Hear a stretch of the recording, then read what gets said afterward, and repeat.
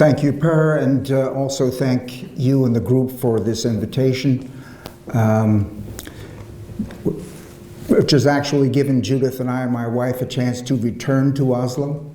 The last time we were here was in 1969. I think some things have changed since then. At the very beginning of my education, and as I was about to move forward in my clinical career, and actually last year we were here also in Stavanger for a psychotherapy of schizophrenia conference. But it's good to be back to the city, and this morning spending time in the National Museum, etc., has just been delightful. So I also want to bring you greetings from Los Angeles, from Southern California. We've had a rather cool summer for us, but last week as we left, it was 35 degrees Celsius. So although we come from the land of the eternal sun, sometimes a thing can be too good, you know. And so it was nice to be able to leave that heat. That being the case, what I want to do today in these two lectures is I want to discuss with you certain of these recent ideas that have entered the field, and partly my work and others. And you understand that although I'm a researcher, I'm really a clinician scientist, which means that I also have a clinical practice. I see patients, and then I'm always looking for the practical applications of these theories, etc. And I think that there are practical applications beyond psychology and beyond psychiatry. Much of my lecture is to the mental health field, but I want to suggest there are also cultural applications of this material. On Thursday of this week, I was presenting a similar lecture to this in the British Parliament, in the House of Commons, and in a room there of about 160, 180 judges, lawyers, barristers, politicians, newspaper people, essentially about the practical applications of this for broader childhood policy, in that case in Britain. And I'm somewhat aware of some of the conflicts here and some of the situations in your culture, and at the end of the lectures, if we have some time, I may give some thoughts about some of these matters also. But again, interested in the matters here of the applications, very specifically of this science. You're going to see that I'm going to use a lot of quotations, because what I want to do is I want to cite in real voice what the scientists are now saying and what the clinicians are now saying, because whatever kinds of conflicts there are about these matters within the sciences now, there is a consensus about the importance of early development, and also a consensus about this issue of the most important years of life are beginnings. And incidentally, notice in the title, the most important years, not year, although I'll be speaking a lot about the first year. Actually, the first 2 years here really are the key to this. So again, without any further ado, let's open up, let's beginning here. And I want to start here with a quotation from the Journal of Child Psychology and Psychiatry, one of the major journals in the field, in an editorial, Developmental Neuroscience Comes of Age. These authors are now describing, again from the science, the phenomenal progress of the past 3 decades in the developmental neurosciences. Over the past decade, it has become abundantly clear that the dyadic relations, the mutual relations between the child and the caregivers within the first years of life can have direct and enduring effects on the child's brain development and behavior. When I first began to write about this 20 years, this was a proposal. It was a theory at this point in time. These ideas have now been accepted into the heart of science. And they go on to say that the enduring impact of early maternal care and the role of epigenetic modifications of the genome, that the genome can be affected by the social environment, During critical periods in early brain development, in health, and in disease, is likely to be one of the most important discoveries in all of science that have major implications for our field. So the field itself now is seeing the critical nature of these new discoveries, etc. And again, the implications for our field, meaning for child psychology and child psychiatry. We now know that brain development is not just genetically encoded, that the development of the brain needs social experiences. So we're now talking about the experience-dependent maturation of the brain, and those kinds of experiences are clearly social and emotional experiences. Not necessarily cognitive, but social and emotional. So we're talking now about gene-environment interactions and how the relationship with the caregiver actually alters the genetic predispositions of the child, of the developing child's brain. It's not nurture or nature. For much of the last century, there were these struggles. Is this biological? Is this psychological, etc.? We're now realizing that Mother Nature and Mother Nurture combine to shape human nature. This has been really a move forward here in which these models now are integrating psychology and biology. And you heard John Bowlby, attachment theory. Essentially, his essential contribution was to say that if we're going to understand the attachment bond, we have to integrate both psychology and biology, and my work literally has been along these lines, the integrations of the both. And I'll talk quite a bit today about the integration of biology and psychology is leading us to new models. It is confirming some earlier ideas, and it is disconfirming other ideas, and I'll speak about this. So over these two lectures, I want to overview my ongoing work, and it's now 20 years and 4 books and 150, 200 whatever articles and chapters in developmental neuroscience and in attachment theory. And my work, again, is in brain development, especially in what is called affective neuroscience, which is emotional and social neuroscience, etc. So I'm going to overview these matters, but I want to suggest, especially to the professionals in the audience, that again, you study this work. I have now 4 books. The latest book, The Science of the Art of Psychotherapy. The information in this field turns over very, very rapidly. The sciences are now turning over very rapidly. And in order to keep abreast of this, you can't really even look 5 years ago. So again, this matter of, of the changes in the field.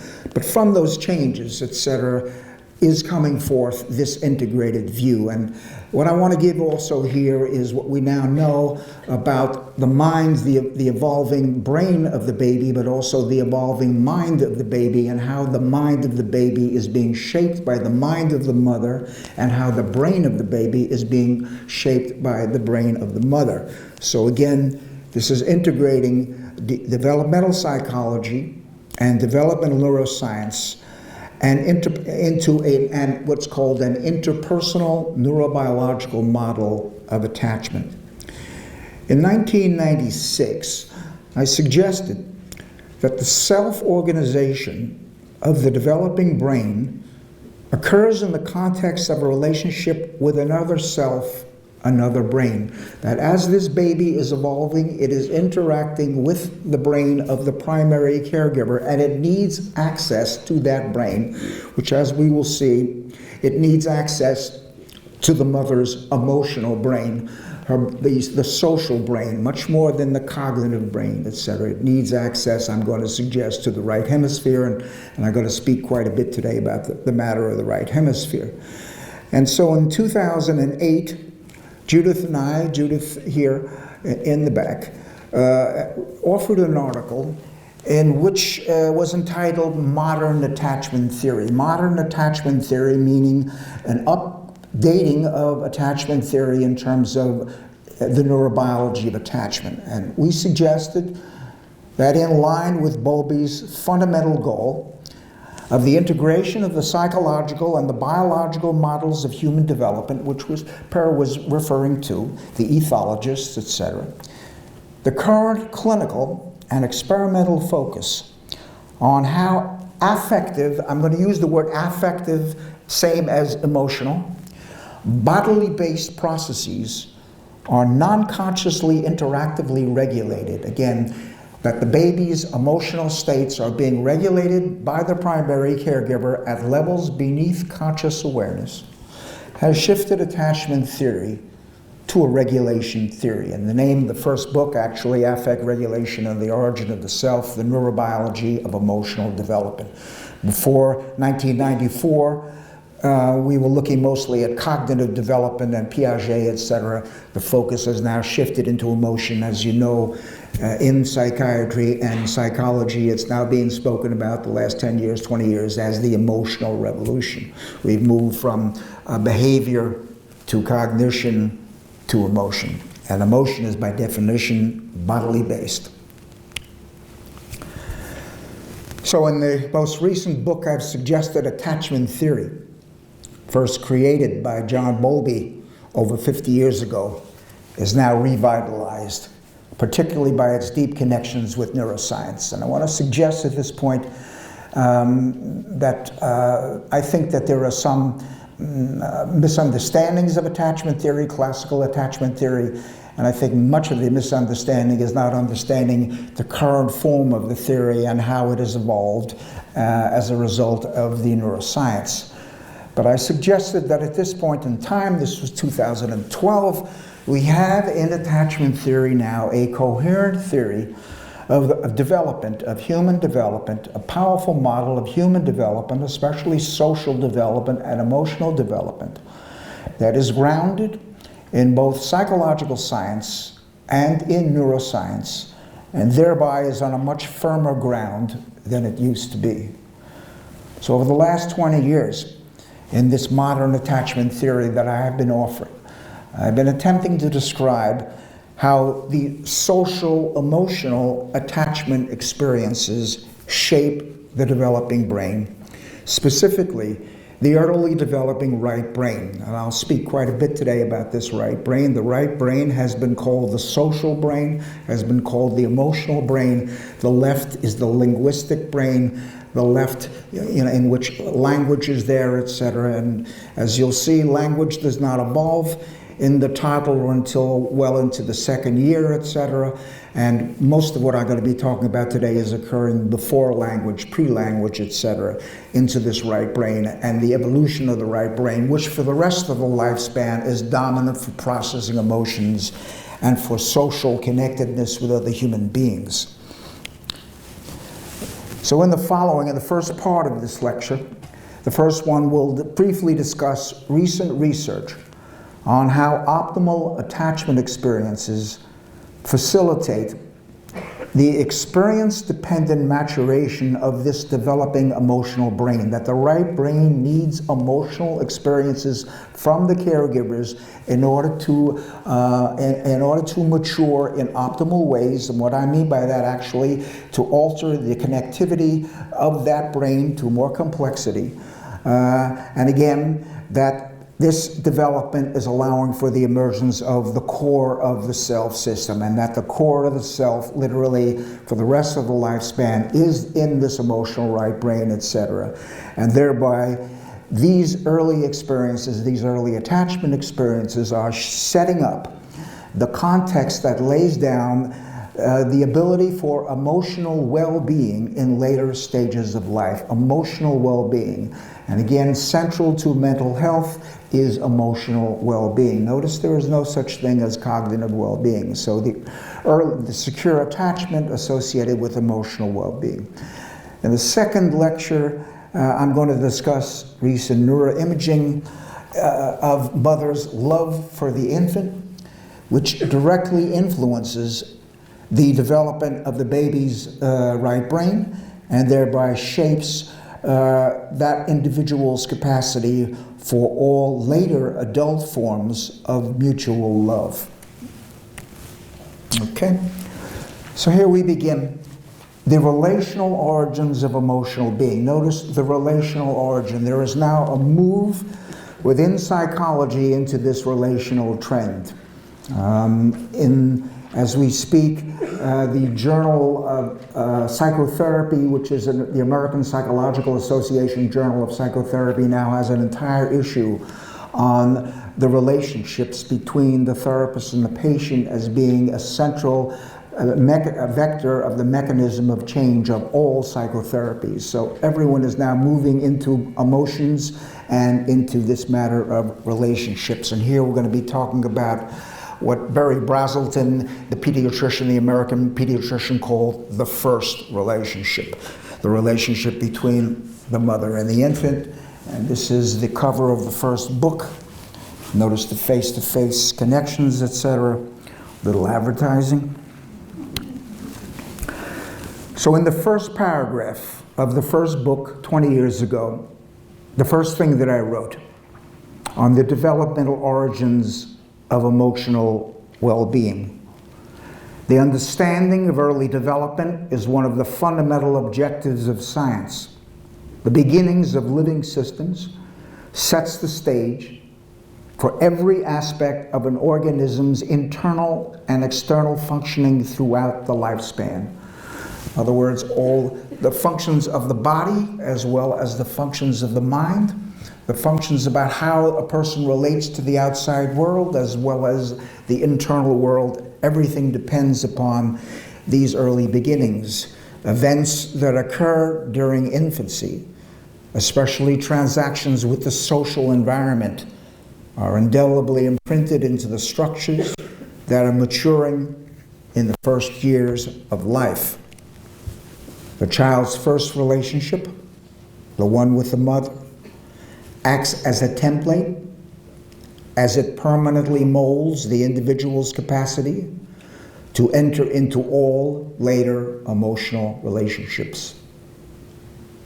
These early experiences shape the development of a unique personality, its adaptive capacities, as well as its vulnerabilities to and resistances against particular forms of future pathologies. Indeed, these early experiences profoundly influence the emergent organization of an integrated system that is both stable and adaptable, and thereby the formation of the self. That the self, on the one hand, is stable, it has continuity to it, and yet it is capable of change. And an optimal self system is capable of change as well as being grounded. So this is the cover of the fourth book, and much of the lectures today will be an update on the earlier models. At the very beginning of this book, this latest book I suggested, there is now agreement that the essential task of the first year of human life is the co-creation of a secure attachment bond of emotional communication between the infant and his or her primary caregiver. Notice the co-creation of the attachment bond. The mother does not create the bond. They are both co-creating the bond in a sphere of mutual influence. And again here, we're now thinking, and this is a shift from the past that used to be thought that the key to the first year was that the child would have more and more complex cognitions, more and more complex thought. We're now realizing it's this emotional bond really is what the first year is all about. The emphasis, therefore, has been on, you see this, emotional communication. The ability not only to experience emotion, but to communicate emotion to other human beings. And in this first relationship, the baby is communicating its burgeoning positive emotional states. So we're interested now not just in negative states. It's communicating to the primary caregiver positive emotional states, joy, excitement, interest in play experiences. But the baby is also communicating to the mother negative emotional states, fear, anger, loss, separation, etc. Communicating these to the primary caregiver so that she can then accept these communications, feel these states, and then regulate these states for the infant. And I'll talk quite a bit about that. The attachment relationship in the end, however, shapes the ability to communicate not just with the mother, but then, as you'll see at a later point, with the father, and then ultimately with all other human beings, our ability to communicate with all other human beings. Now you'll notice this is occurring in the first year of life. The baby has no language, and there is a difference between language and communication. So here we're now, as you will see, very interested in this process of nonverbal communication. Verbal communication at a later point, and as you'll see, nonverbal communication goes on throughout the lifespan. So a little capsule here about infancy. Because in the end, even our conceptions of infancy has now changed rather radically, as we're looking at more than the behavior of the baby. From birth, an infant is plunged into a world of other human beings in which conversation, and you'll see this conversation again is nonverbal communication, gestures, faces are omnipresent during the infant's waking hours. Moreover, these harbingers of social information are dynamic, that is, they're changing in time. The baby's states are changing in time. They are multimodal, meaning that the baby is communicating through different sensory modalities. The mother is picking up the visual from the face. She's picking up through her auditory the baby's tone of voice and cry and laugh, etc. And the key here is reciprocal. These communications are going back and forth between the mother and the infant. And they're going back and forth at very high rates and at very fast processing speeds. These abilities to nonverbal communicate, again, these are rapid communications. So we're now seeing a paradigm shift in the conception of infancy. Because for a long time there was the thought that because the child didn't have words until the second year, that literally it didn't have states of consciousness, it didn't have a subjectivity, etc. We now know that this is not the case. First of all, from the very beginning, this infant is relating to the social environment. It is looking for these faces, it is looking for this body, etc. to communicate to, and at the very beginning it is ready to communicate. Again, the shift has been from cognitive development and thinking to emotional and social development. The baby is a sentient being. It's capable of perception. It's capable of sensation. It's capable of pain and pleasure. It's capable of emotion. And now all of these capabilities are being shaped by this communication system with the mother and the attachment relationship. Without that optimal attachment relationship, there will be alterations in perception, sensation, and feelings. So what we're looking at here is the emergent subjectivity. The developing mind is created in this intersubjective context. And again, we're talking here about the early development of the human mind.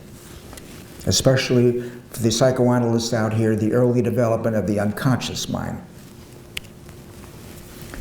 So furthermore, as descriptions from infancy research, the infant's subjective perspective of herself as immersed in an all-social world against which she can interact with her caregivers, communicating with them, trying to make sense of what they do and their attempts to communicate with her.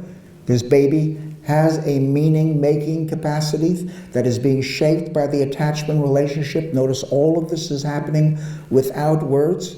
You used to think that all meaning-making must be through the left hemisphere and through the words. We realize this is not the case, that the emotions literally are forging the meaning. And again here, to communicate with her, acquiring the first elements of the cultural environment in which she happens to live. The older models was that the culture really does not immerse itself into the child until the child is old enough to use the words, and then the culture is putting the rules of the culture again through language at the 3rd and the 4th year. But the culture is impacting the infant and the mother-infant dyad from the very beginning. The key here is that in order to process these dyadic, a dyad is a couple, these mutual communications, the infant is seeking proximity to the mother. But the proximity is more than just physical proximity. It's emotional proximity. It's subjective proximity, who must be subjectively perceived as, she must be perceived as predictable, that the baby now knows more or less that the mother is predictable, that when the baby cries or when the baby laughs or when the baby calls, etc., that the mother is more or less predictable, that she is consistent, that being a key here, but also that she is emotionally available, not just cognitively available, but emotionally available. These are the necessary elements of the secure attachment. So in 1969, Bowlby suggested, when he was talking about the attachment bond of emotional communications, he was very specific about these matters. And he suggested that these communications that are going back and forth between the mother and the infant are accompanied by the strongest of feelings and emotions. So essentially what we're looking at here is an emotional bond, a bond of emotional communications. And he said very specifically that these communications are occurring with a context of facial expression, posture, and tone of voice. And in one of his very last writings in 1991, before he died, he suggested emotion is nonverbal communication of basic but very powerful attitudes in mind and potential action. And he said that in the future, what we have to be looking at in terms of the attachment is nonverbal communication. As you'll see, nonverbal communication is all in the realm of the right hemisphere. The left is verbal communication, the right nonverbal. And it's not just the experiences of emotions, but the communication of emotion.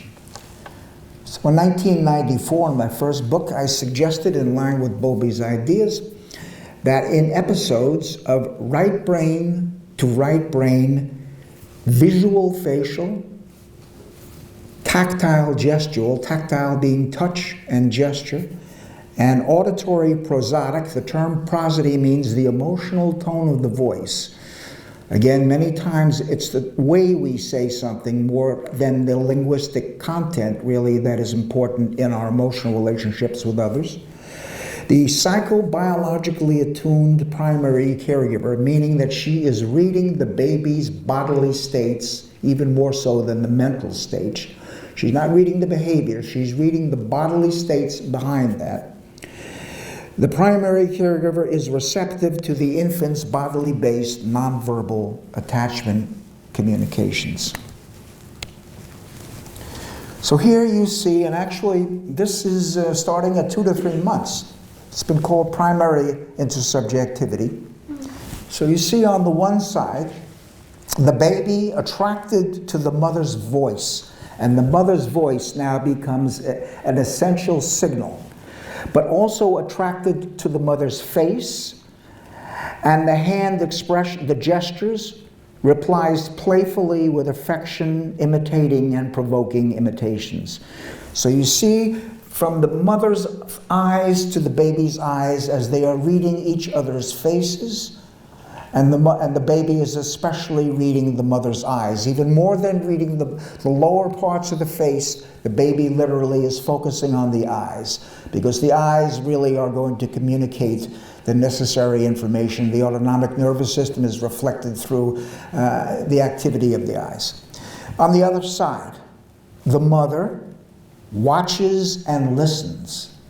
Notice the mother is not doing anything. She is not teaching anything. She is watching the baby, and the baby is getting a sense that she is being watched, that someone literally is watching over her. the mother is watching and listening, and she's in a state, and these are, again, evolutionary mechanisms that these are there not only for humans, but all mammals are communicating this way, face to face. The mother watches and listens, and she's listening again to the baby's vocalizations, anticipating the baby's expressions intuitively. And she's anticipating literally what the baby will send back to her next. And she's doing this through maternal intuition. We now know that maternal intuition actually is a right brain function. This is the ability to understand something without logically figuring it out. Intuition. In fact, there's now a lot of work on clinical intuition, the ability of a therapist in a moment to pick up an emotional state of the patient. So the mother replies sympathetically and playfully with motherese speech. That's the way we use the music of our voice to speak to babies, and actually it's the same way that we speak to pets and to our dogs, etc. And again, so she uses touches, and she uses faces and hand expression. And they're taking turns here, and the baby is learning now how to take turns communicating with another human being. And again, their faces are expressing it all between themselves. These attachment emotional communications are between the infant's right brain and the mother's right brain. We now know that for the infant, the right hemisphere can be considered dominant in infancy for the type of visual and acoustic communication which is relevant to the pre-linguistic child. Again, pre-linguistic, this child is not coming to language. Broca's area, Wernicke's area, second year, we're talking much earlier than that. And again here, dominant in infancy. Actually, the right hemisphere is dominant in human beings until between ages 3 and 4. Then the usual left hemisphere dominance, language dominance comes online. But for the first 2-3 years, the baby is right brain dominant. And as far as the mother now, so the baby is communicating through its right brain, and as far as for the mother, all adults, we now know the neural substrates of the perceptions of voices, not the words, voices, faces, gestures, smells, pheromones, as evidenced by modern neuroimaging techniques, are characterized by a general right hemispheric functional asymmetry. In other words, when you're listening to your spouse, when you're listening to your child, when you're listening in any intimate relationship, we are reading the right brain cues of face, voice, and gesture, etc., at all time points in the intimate relationships, and the right hemisphere is dominant for that. And how well we do that depends upon what our early experiences were, right brain to right brain, with our own primary caregivers. So this is the face that I want to talk about that the mother is reacting and responding to, okay? I'm showing this for 2 reasons. First of all, this is a 6-month-old infant who is looking straight into the camera of her mother. And essentially, she is looking into the face of her mother. First of all, look at the face. This is the strongest positive stimulus that human beings respond to. Nature has set this up, that this face directs immediate attention, etc. And from the mother to this face here. You see the pupils, those large pupils? Those are Disney pupils. Those are, you look at any Disney, you'll see the large pupils, and they are a draw, etc. But the real reason why I'm showing this is because this is my granddaughter, Amanda. And rather than me passing the wallet around, so this is the face that nature has set up. And again, for all mothers, that face, whatever that face is the most beautiful face in the world. So on the matter of these, I said that they were right brain to right brain visual facial attachment communications, that the mother is reading the baby's face and vice versa. So now we have evidence about this. Grossman in Germany, 4-month-old infants who are presented images of a female face gazing directly ahead show enhanced gamma electrical activities over the right prefrontal areas. That as they are at 4 months looking at the face of a woman, you see prefrontal activation in the right hemisphere. And then at 5 months here, you see in Japan, Nakado, using near-infrared spectroscopy research, 5-month-old infants now, their right hemisphere becomes responsive to the images of an adult female face. Incidentally, there is more space in the brain for processing the face of a female than a male. So again, nature has set this system up. And again, here I'm going to show you at 2 months, which was before you saw the brain to brain. This is a PET study, positron emission tomography study of a 2-month-old infant who was looking at the image of a woman's face. Here you see this infant is now looking, and you see in red the activation side on the right side of the brain as this baby is looking at the face of a woman. Then I said the tone of the voice. So we similarly have now studies of this. In 1994, I was suggesting that they were the right brain to right brain prosodic. Here's the research now. It took about 10 or 15 years for the research methodologies to be accurate enough to confirm these. 2010, a study, an EEG study of auditory pitch processing in preterm infants born at 30 gestational weeks.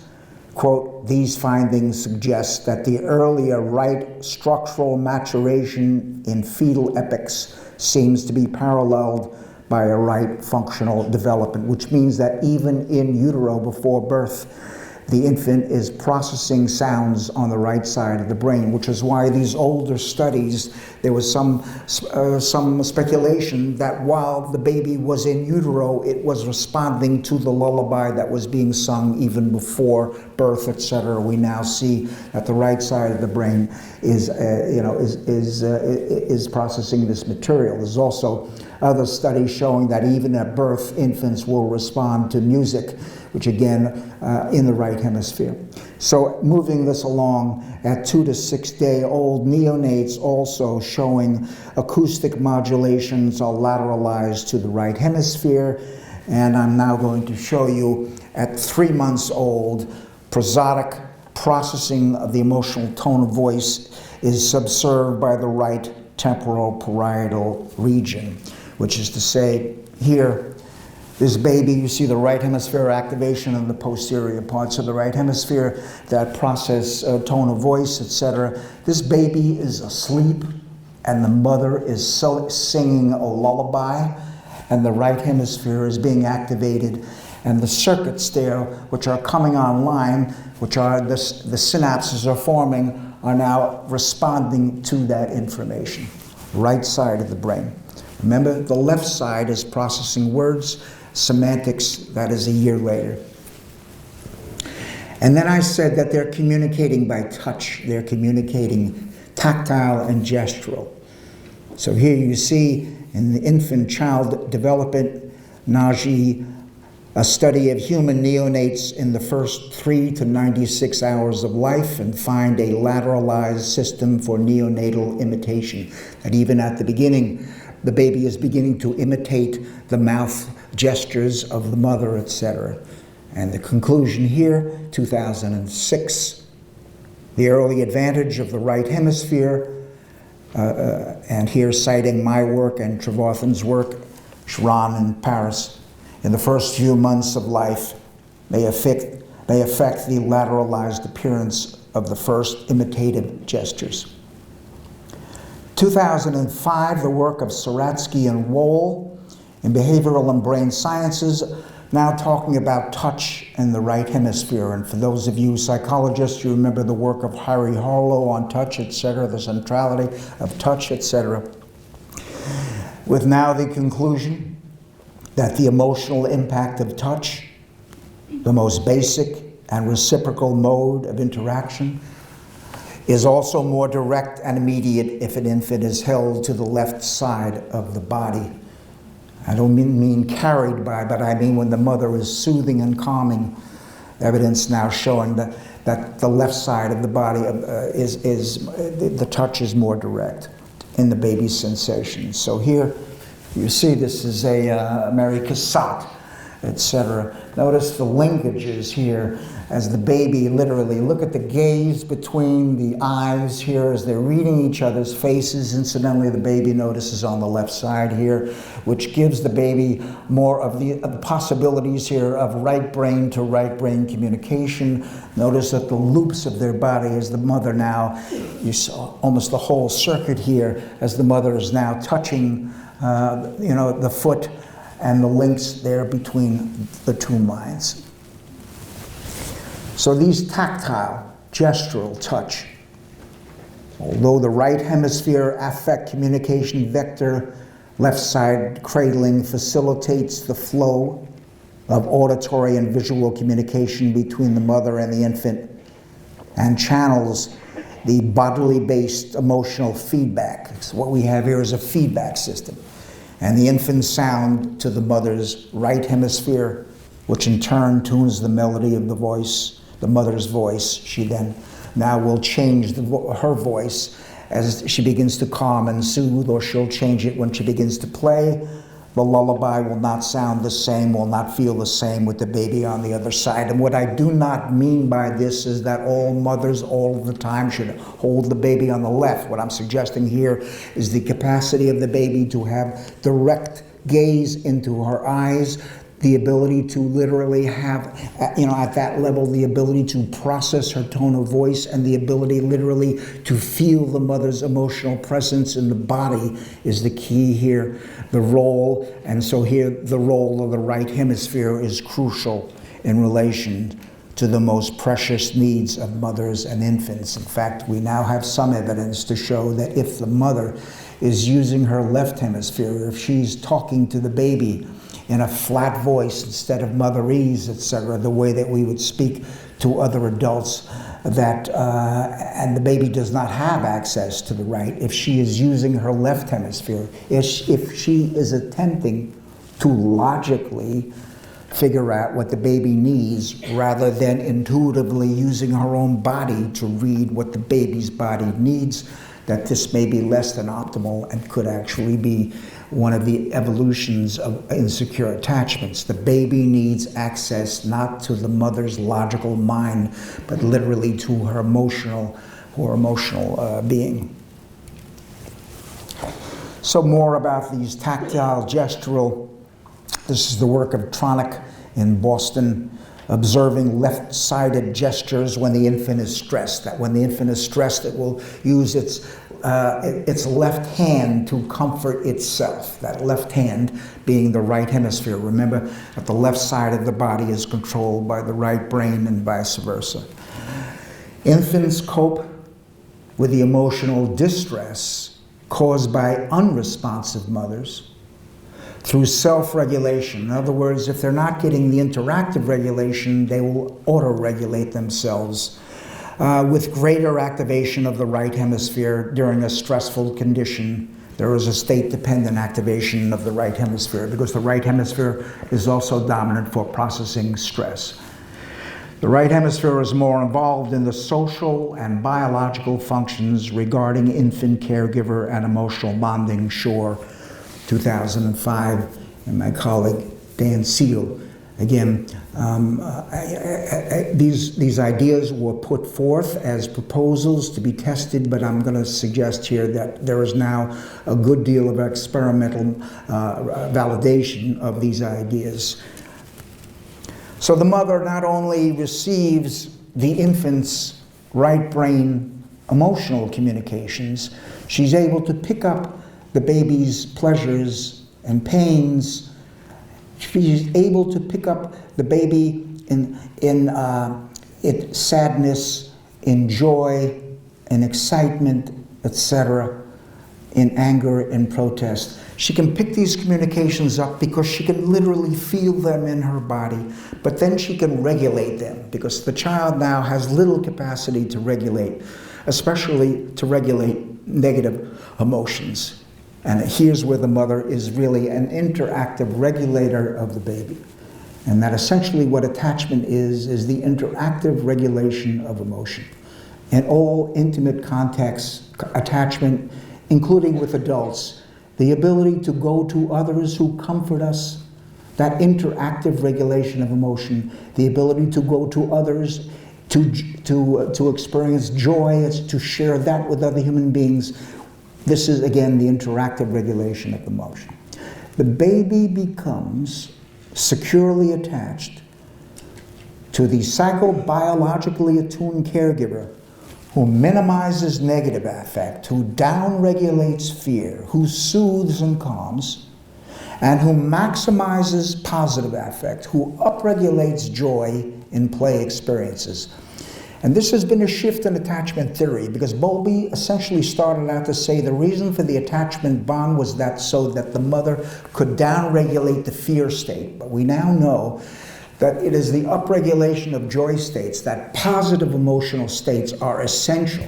And again, this has been one of the shifts. It's not just her ability to soothe and to calm, but also to play and to allow the child now to experience these positive emotions. So it's the emotional availability of the caregiver in intimacy. And again, we are talking about exquisite intimacy here between the mother and the infant, which seems to be the most central growth-promoting feature of the early rearing experiences.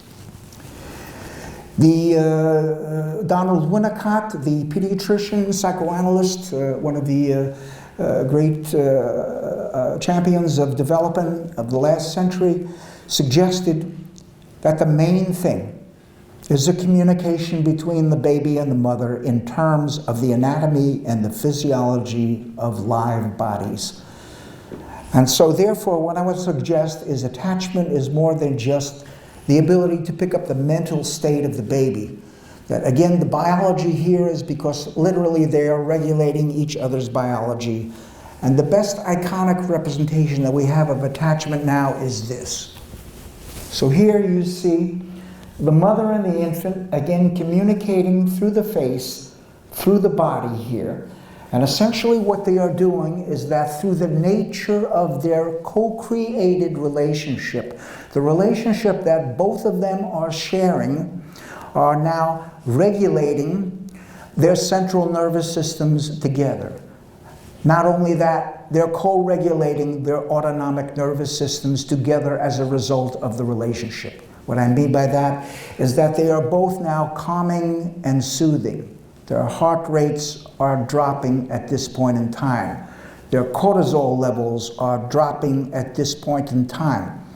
Their oxytocin levels, quote, the love hormone, is being activated at this point in time. They are co-regulating each other's physiology. Physiology. Not only that, they're co-regulating their cardiovascular systems together. They're also co-regulating their immune systems together. These are bodily-based processes by which the attachment mechanism is regulating the physiology of each, including, as I say, their brain states. So we now think that the language of the mother and the infant, again, is not verbal, it's not semantic. It's the language or the signals between their bodies, between the autonomic involuntary nervous systems in both parties. And there's a big movement now onto understanding the autonomic nervous system in the infant being influenced by the attachment relationship. The autonomic nervous system, again, the heart rate, the somatic aspects of emotions that are so key here. The autonomic nervous system develops postnatally, and it's being shaped by the attachment relationship.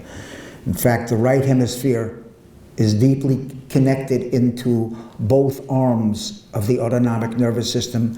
Go back to your biology, basic biology, the sympathetic nervous system, which was fight, flight, the sympathetic nervous system, which is energy expending, as well as the parasympathetic nervous system, which is energy conserving. So in calming, soothing states, the parasympathetic system is there to downregulate it. And again, both of these elements generate the somatic aspects of emotions. In essence, the right hemisphere, more so than the left hemisphere, is more closely in touch with emotion and with the body. The right brain is dominant, is more connected. So your heart rate is more controlled by the right side of the brain than left side. So from the neuroscience, this dyadic interaction between the newborn and the mother serves as a regulator of the developing individual's internal homeostasis, bodily states, the hormonal flows, etc. The regulatory function of the newborn-mother interaction may also be an essential promoter to ensure the normal development and maintenance of synaptic connections during the establishment of functional brain circuits. And here's the neurobiology piece, that not only is, not only are the body state being regulated, but also the actual brain development is being impacted by the attachment relationship. Now this baby, at let's say 2 months, 3 months, 4 months, etc., even before it is capable of mobility and seems, quote, to be doing nothing, and I'm suggesting here that actually it's always searching, always communicating, always interacting, but although it is not mobile, the amount of growth in the developing brain is remarkable. Here you see now an estimate that during prenatal and postnatal periods, the rate of synapse formation is estimated to be in the baby's brains 40,000 new synapses every second.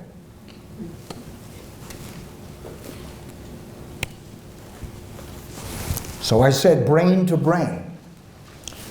Now the brain on the other side here, the baby's brain, this brain, as you will see, is doubling in size in the first year. That these right brain to right brain attachment experiences are now impacting the maturation of the baby's developing brain.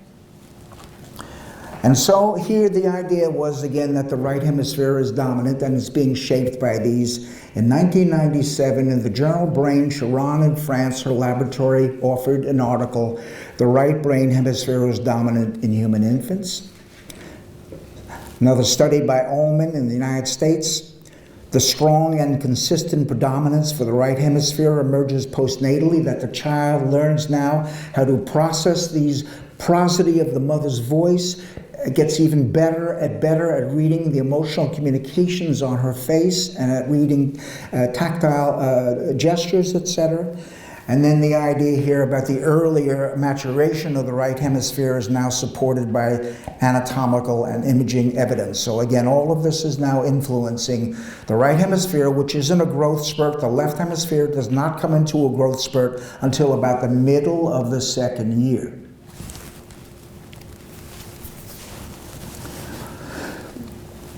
This is an fMRI study in Italy by Lenzi of the mother-infant emotional communications, offering data, quote, supporting the theory that the right hemisphere is more involved than the left hemisphere in emotional processing and thus mothering. And in Japan, 2009, Minagawa Kawai in her laboratory, using near-infrared spectroscopy, a study of infant-mother attachment at 12 months. 12 months was the time when Bowlby was looking at the strange situation in Ainsworth.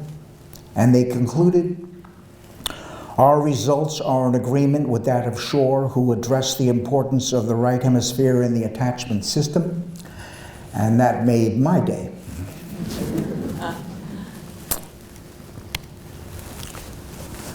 Again, I want to point out here that these ideas I'm suggesting now are accepted principles of human development, that they were set out as proposals to be tested, and now, especially if you're looking at the data over the last 5 years, you'll see that there is remarkable validations for these particular models.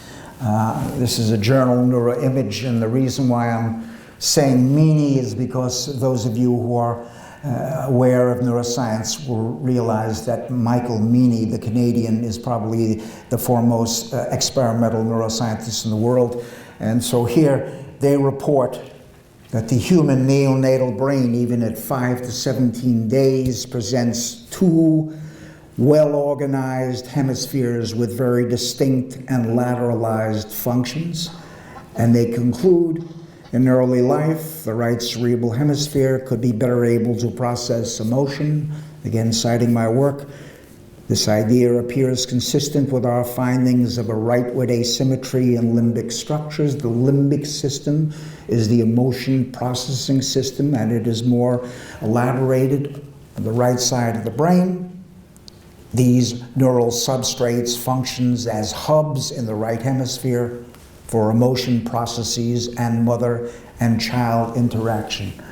Actually, I want to point out here that the two sides of the brain are not equal. The two sides of the brain are distinct functional systems.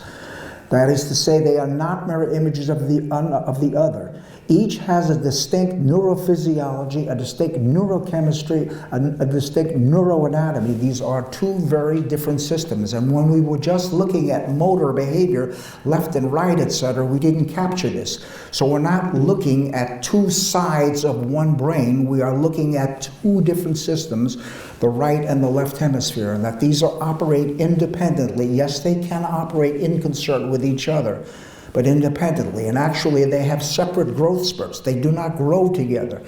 Actually, when you go to sleep, literally, the left hemisphere goes to sleep first and then the right hemisphere. So these ideas about the differences between the two hemispheres, which first came out in the 70s and then were thought to be rather controversial, this matter of brain laterality now is actually at the cutting edge of science. These are two very different functional systems. A later forming logical, analytical, verbal in the left. Right now, my left is communicating to your left, my Broca's area to your Wernicke's area, and then this right system, which is dominant, as you will see, for survival functions. The left is dominant for language, the right is dominant for survival functions.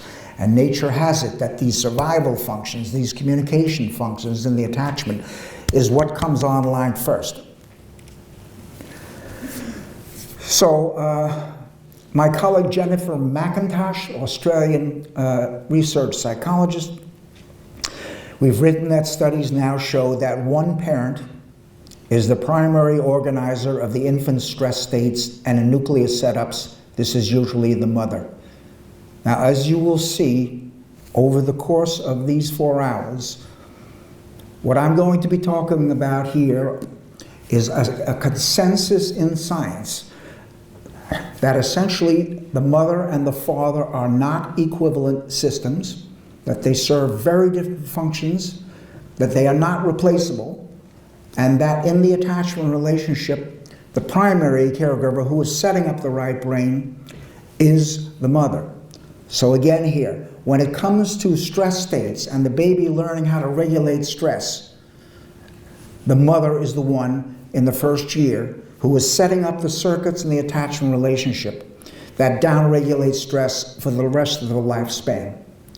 The work of Megan Gunner in Minnesota, it's maternal care within the attachment relationship shapes the infant's stress-regulating hypothalamic pituitary adrenal cortical axis. The HPA axis is the stress-regulating axis in human beings, the ability, again, to regulate stress, and most stress in human beings comes from relationships more than the physical environment. The ability to regulate stress is being shaped by the maternal care and the attachment relationship. And just for the record, we know that every major psychiatric disorder involves a dysregulation of stress and a dysregulation of emotion, etc. So here, it's this right hemisphere which regulates the stress-regulating HPA axis, and if the left, the later evolving left, is dominant for language, the right hemisphere is responsible for the control of vital functions supporting survival, enabling the organism to cope with stresses and challenges. Subsequent to the child's attachment to the mother in the first year, the baby forms another to the father at the end of the first and into the second year. And in 1994, I was suggesting this, which was also, there was earlier research to show that in the second year you will see a full-blown separation response to the father in the second year as it would give to the infant in the first year. And so authors began to write that the biorhythmicity of man with infant and women with infant affords the infant to have interactive state sharing and state attuning experiences with two different kinds of caregivers. We've known for a long time that the mother's play, the mother's interactions with the baby are more soothing and calming, and that the fathers are more energetic, etc. So we're looking at two different types of caregivers. In my own work, I'm suggesting that the mother is involved with the baby, with setting up the systems in the baby's right brain, which regulate fear in the first year, but that in the second year, the father is critically involved in both male and female toddlers' ability to regulate aggression. Again, Braun's laboratory in Germany is now showing, and there were hardly any studies, but now we know that paternal care also affects synapse formation in the developing brain at a later time and also in later areas of the brain. In fact, in one of the only studies on the father's brain, a study here from Israel by Abraham in the Proceedings of the National Academy of Sciences, USA, earlier this year, title being Father's Brain is Sensitive to Child Care Experiences. And they study here the parental brain responses. Most of the studies had been on the mother. Here studying the parental brain responses to infant stimuli, in other words, the face of their own children, using functional magnetic resonance imaging using oxytocin and parent behavior. And they are measuring what they call primary caregiving mothers and secondary caregiving fathers. So that the idea that the mother is the primary caregiver and the father then the secondary caregiver, which actually has been a part of attachment theory for a long time, is now accepted by neuroscience. Women are better at reading faces than men.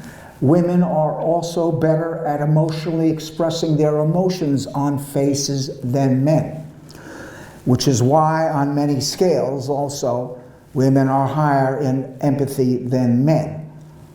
But that being the case, let me just suggest, we now have tentative evidence, but it appears that men do have right brains. So here, no press on that. So here, in this study, they're now describing a parenting caregiving system. And actually here they're using infants at 11 months. What fathers are doing with infants and toddlers at 11 months. Not 6 months and 3 months. I think that would be a different story. 11 months. And what they're finding is that there are two different brain systems. That there is a subcortical limbic meaning emotion, structures involved in emotional processing and cortical areas involved in social understanding. Let me say this again. The subcortical areas of the brain evolved before the cortical areas of the brain.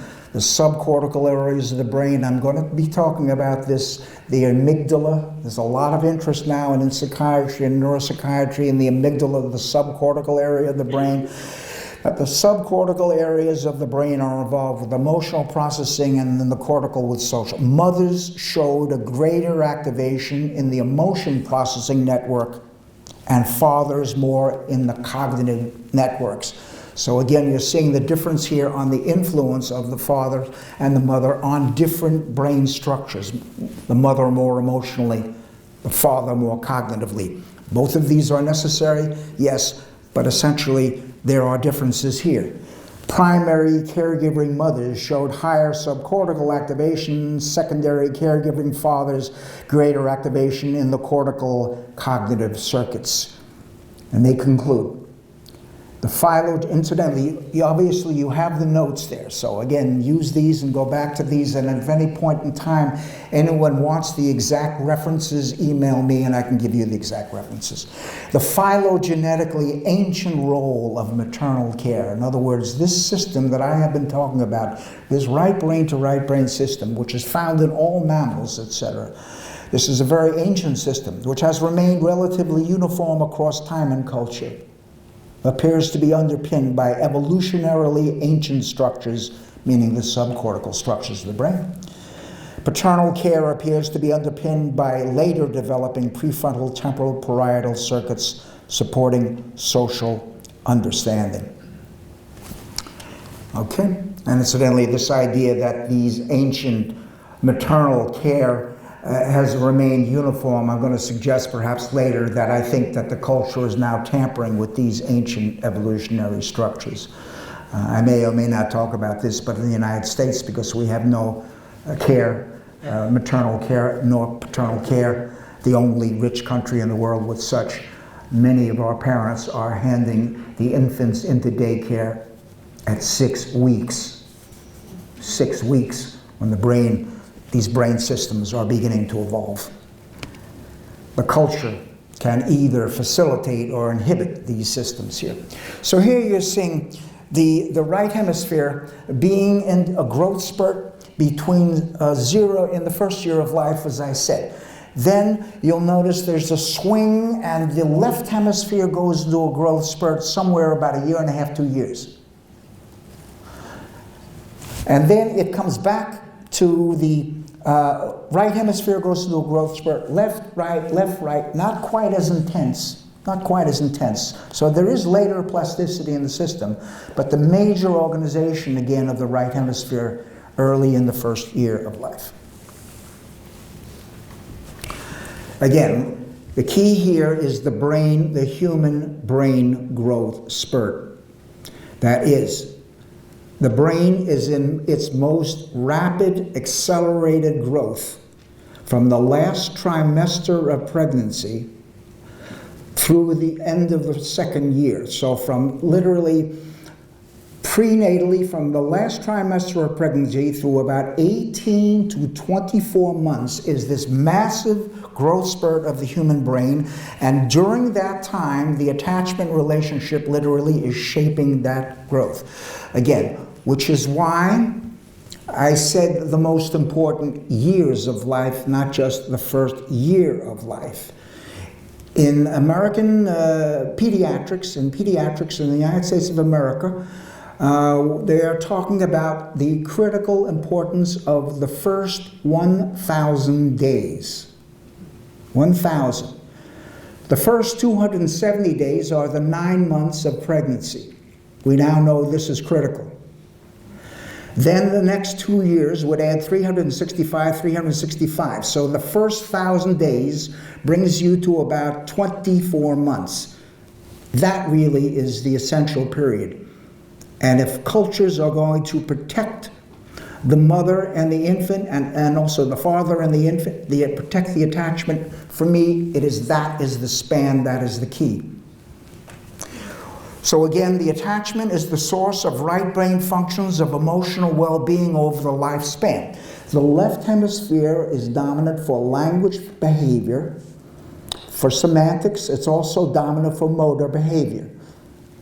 But the right hemisphere is dominant for regulating stress and also for regulating all emotional functions. The ability to experience emotion, the ability to read nonverbal emotions in other human beings, etc., to communicate, etc. All emotional functions are being processed in the right, and all abilities to regulate stress in the right. Here's in a capsule, what the right does. And actually, this has a lot of meaning for psychotherapists.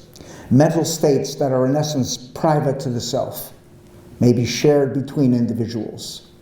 Self-awareness, empathy, the ability to identify with others, and more generally, intersubjective processes, the ability to connect my mind with another mind, which is literally critical for intimacy, are all largely dependent upon right hemisphere resources, which are the first to develop, as I said.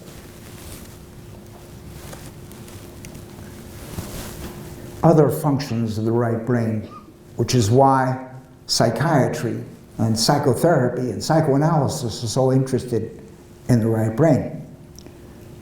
The right hemisphere operates a distributed network for rapid responding to danger and other urgent problems.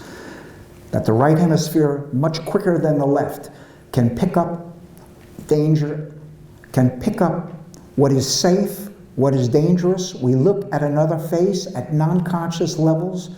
The right amygdala can detect safety and danger in 60 milliseconds. It takes 250 milliseconds, a quarter of a second, for something to come to consciousness. So these are very rapid processes by which we pick up safety, danger, familiar, unfamiliar, gender, etc. The right preferentially processes environmental challenge, stresses. And remember, stresses are part of human life, etc. Stress, pain. The right processes pain. And it also manages self-protective responses such as avoidance and escape. All of these are not functions of the conscious mind in the left hemisphere, but of the unconscious mind in the right brain. What's more, again, this is what the secure attachment is going to set up the right brain with these functions.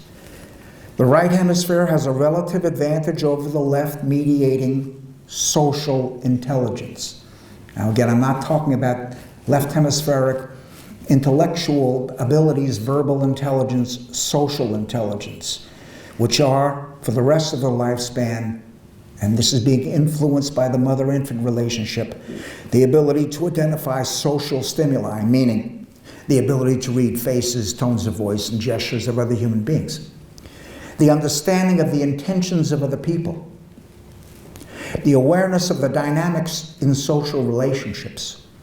And the successful handling of social interactions, which is why individuals who have right hemispheric deficits are unable to process intimate social relationships, which is why this child at 7 years old who cannot read faces and voices misattributes the intentions of other human beings, etc., and misinterprets their motives. All of these are being shaped by the right brain, especially in the first 2 years of life.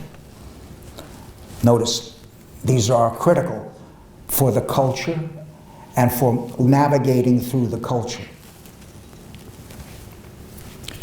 These models I have also put forth models of psychopathogenesis. If what we have talked about to this point is optimal early development and secure attachments, I have also talked about models of what happens when the systems go awry, etc. And I've suggested that interpersonal neurobiology, notice interpersonal neurobiology, brain-to-brain communications, the way that social relationships shape our brains throughout our lifespans, explains how early social emotional experience indelibly influences all later experiences by impacting and altering the developing brain. The emotional, relational environment provided by the primary caregiver shapes, for better or worse, the experience-dependent maturation of the brain systems evolved in attachment functions that are accessed throughout the lifespan. And as you remember, Bowlby said that we continuously activate the attachment mechanisms in internal working models of other human beings, which are really guiding our emotional relationship. They are acting beneath levels of conscious awareness, and these internal working models are being shaped up by the attachment relationships. And again, we can have secure relationships or we can have insecure attachment relationships. And my work has also been involved in the neurobiology of insecure attachment relationships. with the idea that these insecure attachment relationships also can be the foundation, the early foundation of emotional disorders and psychiatric disorders. I won't talk about this afternoon, but the worst possible beginnings, of course, would be abuse and neglect. And there's a lot of interest now in abuse and neglect in psychotherapists, individuals, children, adults who have early histories of abuse and neglect, and how we can change these attachment relationships. So the idea is that the caregiver is shaping for better or for worse. The best current description of the path of neurodevelopment is that the infant is malleable, not resilient. There was a problem for me that for many years, developmental psychology was putting out the idea that all children are resilient. This is not the case. And actually, what we're now finding out is the reason for that was that early on, when they were looking at early experiences which were clearly insecure attachment, and they were just looking at cognitive measures and language measures down the side, up to 2-3 years later, they weren't finding anything. But when they started to look at emotional and social functions, it was something else. So all infants are malleable. They are not resilient. Resilience is the outcome of a secure attachment. So here you see the vital task of establishing a personally relevant universe and the solace derived from it depend on right hemispheric function. If this function is indeed lost in the insecurely attached, much has been lost. Translating that from the psychology into the biology, positive, or the formation of a positive emotional attachment, or negative, such as maternal separation or loss. And again, much of the attachment literature, as well as the attachment neuroscience, has focused on maternal separation or loss as being a much more important factor, not only in later emotional health, but also in emotional, lack of infant mental health. But either the positive or the negative emotional experiences may carve a permanent trace into a still developing neuronal network of immature synaptic connections, and thereby they can either extend or limit the functional capacity of the brain during later stages of life. But these are having more than just psychological effects. They are actually impacting the connectivity of the right brain per se, which I say is dominant for these survival functions. In the Journal of Neuroscience, 2008, Nick Meyer, the large increase in total brain volume in the first year of life, as I suggested, suggests that this is a critical period in which disruption of developmental processes as the result of an innate genetic abnormality or as a consequence of environmental insults, read environmental insults, meaning insecure attachments, meaning poorly regulated attachment functions, meaning the caregiver now not downregulating negative and upregulating positive, but dysregulating the baby and unable to repair the baby in dysregulated states, may have long-lasting or permanent effects on brain structure and function. Although the first year of life may be a period of developmental vulnerability, it may also be a period in which therapeutic interventions would have the greatest positive effect. And I mean by those not only mother-infant interventions and also paternal interventions, but also in terms of the culture. Can the culture protect the dyad here at the very beginning? We are looking here at a period of maximal brain plasticity as well as maximal brain vulnerability. So I've suggested in human infancy, these right brain functions are dominant and they need to be allowed to fully mature. Throughout life, the right and not left brain is centrally involved in critical survival functions. The allocation of attention. Attention, again, is dominant for the right. And certainly those of you who are thinking, is the etiology of attention deficit disorder here in the first year? Absolutely the case. And incidentally, there are a lot of studies to show right hemispheric dysfunction in ADHD, right? But the right is also dominant for the capacity to experience positive and negative emotion, the ability to experience joy, excitement, the ability to also experience negative emotions. And let me just deliver a little piece on this matter of positive and negative emotions. The idea that positive emotions are good and negative emotions are bad is a fallacy. And actually some in science actually have this. The ability to experience negative emotions is critical to the human experience. The ability to feel loss, to feel pain, is important to mourn and to grieve. The ability to experience shame also is experienced. It's a moral emotion, etc.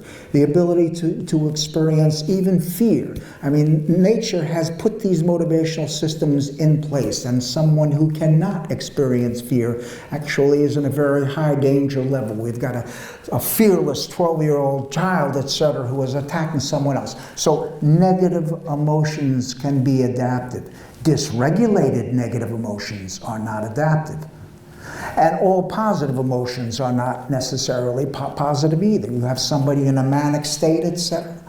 That's not, so again here, it's not positive and negative, it's the ability to have access to all emotions. And the wider the ability for a person to experience emotions, the more emotionally healthy the self is. The ability to feel both the treble clef of joy as well as the sadness and the bass clef, etc. So the right is dominant for this. And in the end, emotional well-being is the key here.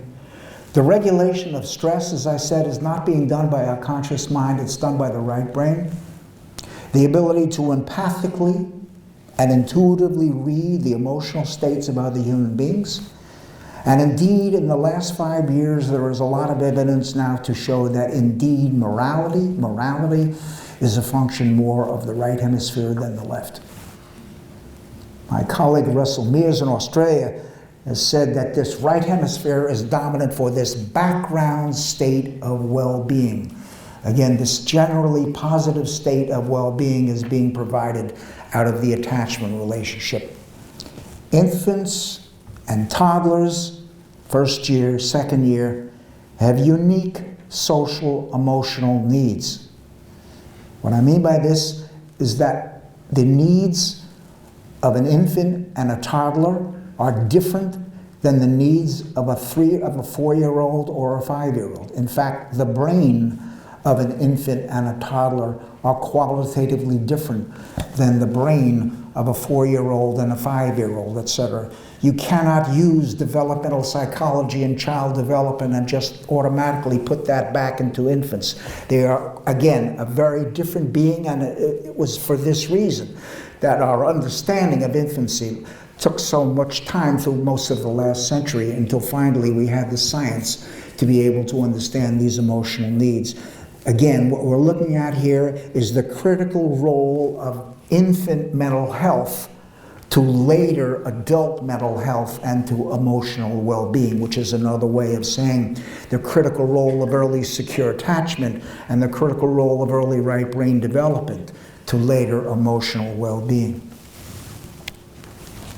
In 2001, in an introduction to a special issue of the Infant Mental Health Journal, I offered an article, Contributions from the Decade of the Brain to Infant Mental Health. And in 2001, I noticed the title of the journal, the Infant Mental Health Journal, in which I invited a number of neuroscientists who were writing on, and this was 13, 14 years ago, the result of the decade of the brain, again, to now what we know about infancy. And actually, this is still the most read journal issue of that journal. And looking ahead, I started to talk about the political implications of this new knowledge about infancy and right brains. And I suggested the earliest stages of humanhood are critical because they contain within them the representations of our possible futures. Again, these essentially are the future members of our societies, of our cultures. These earliest stages model the potential developmental extension of our individual and our collective identity. When and where shall we place our current resources so as to optimize the future of human societies? How much should we value the very beginnings of human life in tangible social program dollars? So I'm asking this in 2001. Now, just for the record, 2001 turned out to be quite a critical year in human civilization, of course. What happened in New York, et cetera, and the angst that has occurred from that point in time. But even so, it was pretty clear at that point in time that cultures were putting much more money into defense than they were into this matter of early human development. In 2013, UNICEF offered a report, Child Well-Being in Rich Countries. And in that, they evaluated child well-being in about 29 rich countries around the world. Norway came out number 2 of 29. That's quite remarkable. The United States came out 26 out of 29 on the bottom. Actually, Britain came out 25. And in 2006, Britain was, in 2006, Britain was 25, and then by 2013, Britain had moved up to number 16. So again, here's this rating here. And incidentally, the fact that the United States is on the bottom, I want to suggest to you, do not always look to the United States as to what is optimal and what should be done next. I mean, we're seeing this right now in terms of what's happening in the world and what happens again and again, and it appears that we have little ability to learn from our mistakes, and we're continuing to do the same thing over and over. So in this report, and I suggest those of you who are involved with the cultural aspects get your hands on this report, because it's very detailed, and it's very detailed about where Norway is advancing and the parts of where Norway still is behind, etc. But they suggested it is perhaps no longer necessary to argue the case for the importance of the early years. Advances in both neuroscience and social science have repeatedly confirmed that it is at this time that genetic potential interacts in infinitely complex ways with early experience. You see, at the beginning I told you, we're now thinking epigenetic, it's not genetic, is this biological and versus psychological? We're now seeing the interaction of the psychobiological here. The interaction of the emotional communications of the attachment relationship with the genes as they're spinning out in the brain. Because again, the truth of it is, the idea that everything before birth is genetic and everything after birth is learned also is a fallacy. Learning goes on in the fetus. And if the mother is emotionally stressed, cortisol crosses the placenta, and it will affect the fetus, and it will affect those parts of the brain in the fetus which are maturing at that point in time. So learning goes on prenatally. And at the same time, there is more genetic material in the cerebral cortex at the end of the first year of life than at the beginning of the first year of life. These genes continue to spin out and these are the genes that are spinning the connections, the synaptic connections between neurons, etc. So again, genetic potential interacts in infinitely complex ways with early experience to construct the neural pathways and connections that quickly become both the foundations and the scaffoldings for all later development. And what I've been talking about here this morning is the foundations of the development, the early roots of the personality. We used to think that the personality was formed about 3-4 years of life. We now realize that the personality formation begins in utero. And I mean even personality characteristics later on, at later on points of life. So everything of the foundations of the personality, the roots, so to speak, the scaffolding for all later development is there. Again, if you alter this badly, the trajectory of the right brain is going to be altered throughout life, and ultimately it will lead to right brain deficits in various disorders. That being the case, UNICEF concluded, it is therefore at this time that the child's well-being, health, and development are most in needs of society's concerns and protection. Notice the way the neuroscience is now being used. Earlier this year, in July, in the journal Science, the two major science journals in the world are Science in the United States and Nature in the UK. So this is Science. The scientists now, coming to a consensus, as I said at the beginning, are now also beginning to look at the political ramifications of these discoveries. So here you see Silver and Singer. These are Canadians.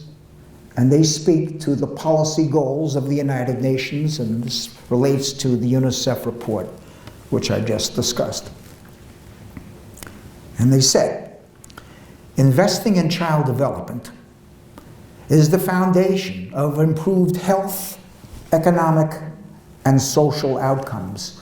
And they're using the word health because it's now clear that these early neurobiological foundations, these early interpersonal neurobiological foundations are also associated not only with psychiatric health and emotional well-being, but also with physical health. Because we're now looking for the origins of medical disorders, the origins of, for example, cardiovascular disease, now being looked for in utero and is also being shaped by the environment. So we're looking at physical diseases because the immune system and its connections into the brain are also being shaped by the attachment relationships. So the foundation for improved health, economic, and social outcomes. Not getting the early years right is linked to violent behavior, and we're now looking at violent behavior and dysregulated aggression becoming common, unfortunately, in the United States. The numbers, as you see, of school shootings, etc., violent behavior. We know that the circuits in the brain that regulate aggression are again in the right hemisphere, and that if these are altered, this is a problematic situation. We also know that abuse and neglect, which would be the poorest earlier beginnings, have a very strong correlation with later predisposition to violence. So violent behavior. Depression, we're looking now at the early origins of depression, deep depressions, etc., also with their roots in the early years. Not getting the early years right also with higher rates of non-communicable diseases. Again, we all differ in the ability of our immune system to cope with stressors, even bacterial stresses, etc. But also now lower wages, and it negatively affects a nation's gross domestic product. The emphasis on child development would put the focus where it belongs, on the end beneficiary, the child, and her or his potential for development. And what they mean by this is now we should start looking at policies in terms of the best interests of the child. Not the best interest of the father, not the best interest of the mother, not the best interest of the culture, but the best interest of the child. The child literally should be the beneficiary of this, and what optimizes that infant's development, that infant's brain development, that infant's emotional development should be really driving our programs. And again, to put the child at the center.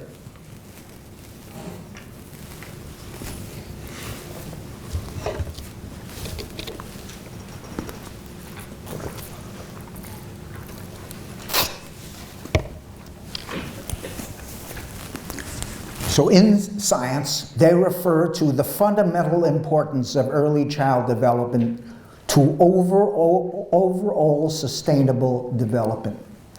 And they say recent advances in neuroscience indicate the importance of a healthy brain development in the early years to human capital formation.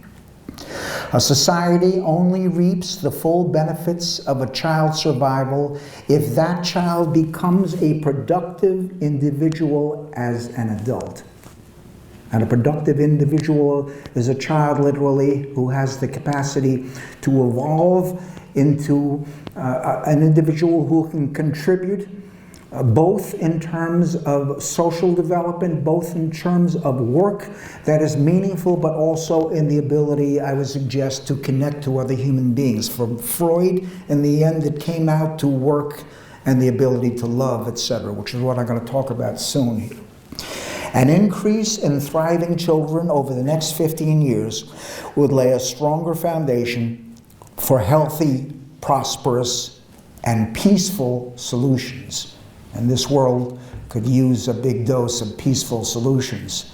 So here what they're calling about healthy brain development, this healthy brain development I'm suggesting are the enduring effects of secure attachment, optimal right brain development, and the relational origins of emotional well-being. Okay? Lecture 1.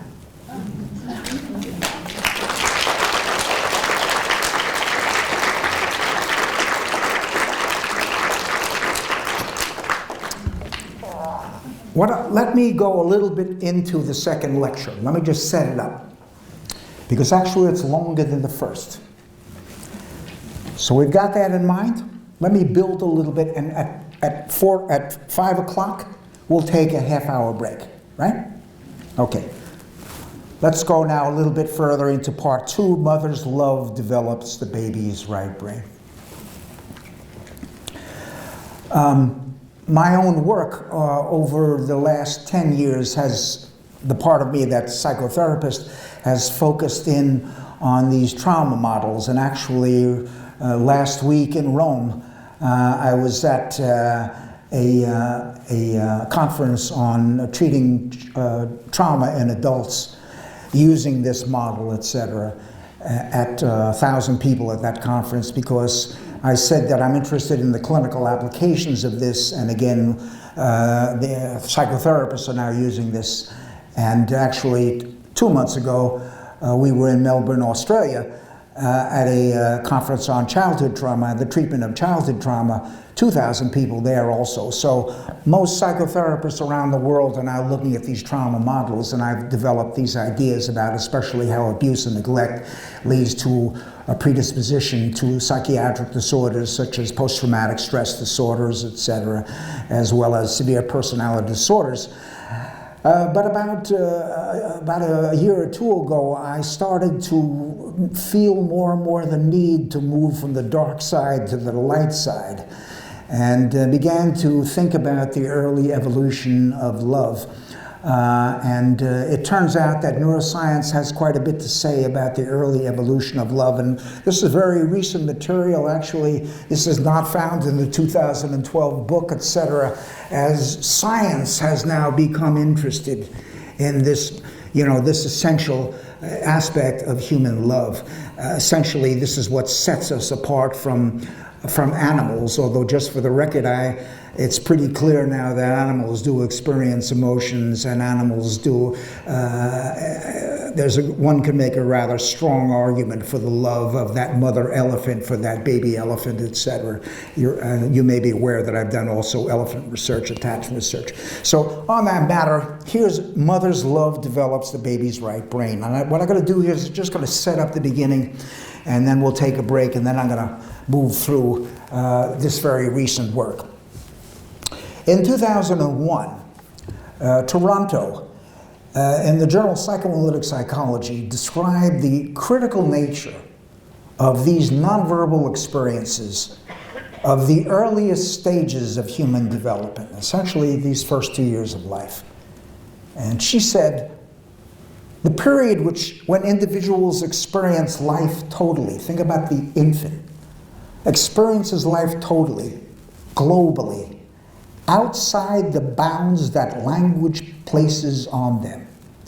Actually, those of you who are psychologists remember the work of Dan Stern, the great developmental psychologist Dan Stern, on An Equal with Winnicott, who said that language literally, it doesn't necessarily lead to it, constrains us in certain ways, etc. Because the truth of it is, emotion cannot be expressed purely in language.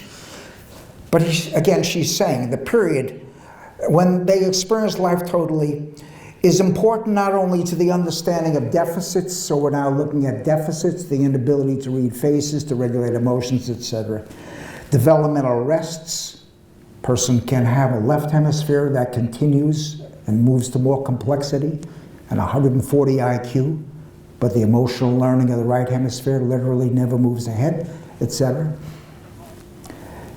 Is also a vital and abundant source of creativity, and there is a lot of evidence now showing that creativity is a right brain function. Actually, I'll be giving a lecture at UCLA in March on the right hemisphere and creativity, artistry, religion, intuition, and love. And it's this matter of love. The Shorter Oxford English Dictionary defines love as a state or feeling. Clearly, it's an emotion. A deep affection, a strong emotional attachment. So here you see the connection to attachment, but this is strong attachment. So here you see the intensity of it. Love involves intense emotions. This raises the matter of the relationship of love to attachment, especially in light of this transformational impact of interpersonal neurobiology on attachment theory, and also of the shift of attachment theory away from behavior and away from thinking and cognition into emotion. Though love has been mostly thought to be the sole province of artists, of poets, of writers, from the beginning of modern biology and the beginning of modern psychology, science has been extremely interested and has been exploring this essential aspect of the human condition. Indeed, Darwin, in his book, and we usually think of Darwin, in terms of the biological pieces that he wrote, etc. But in 1872, Darwin wrote The Expression of Emotions in Man and Animals, which actually was the beginning of emotional psychology. Darwin also made careful observations of his own infants and of the nonverbal communications of his infants, etc. Darwin said the emotion of love, for instance, that of a mother for her infant, is one of the strongest of which the mind is capable. Notice again this idea about the intensity of this emotion.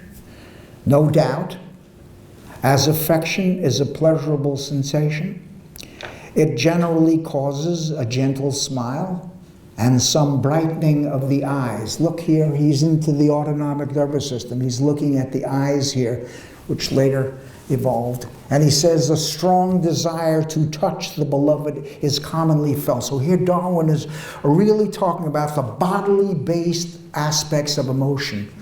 This ability, this intention, not only to see the person, but literally to feel, to touch the person. Psychoanalysis, the science of the unconscious mind, has a long history of interest in love also. So psychology also, from its very beginnings, has been interested in love.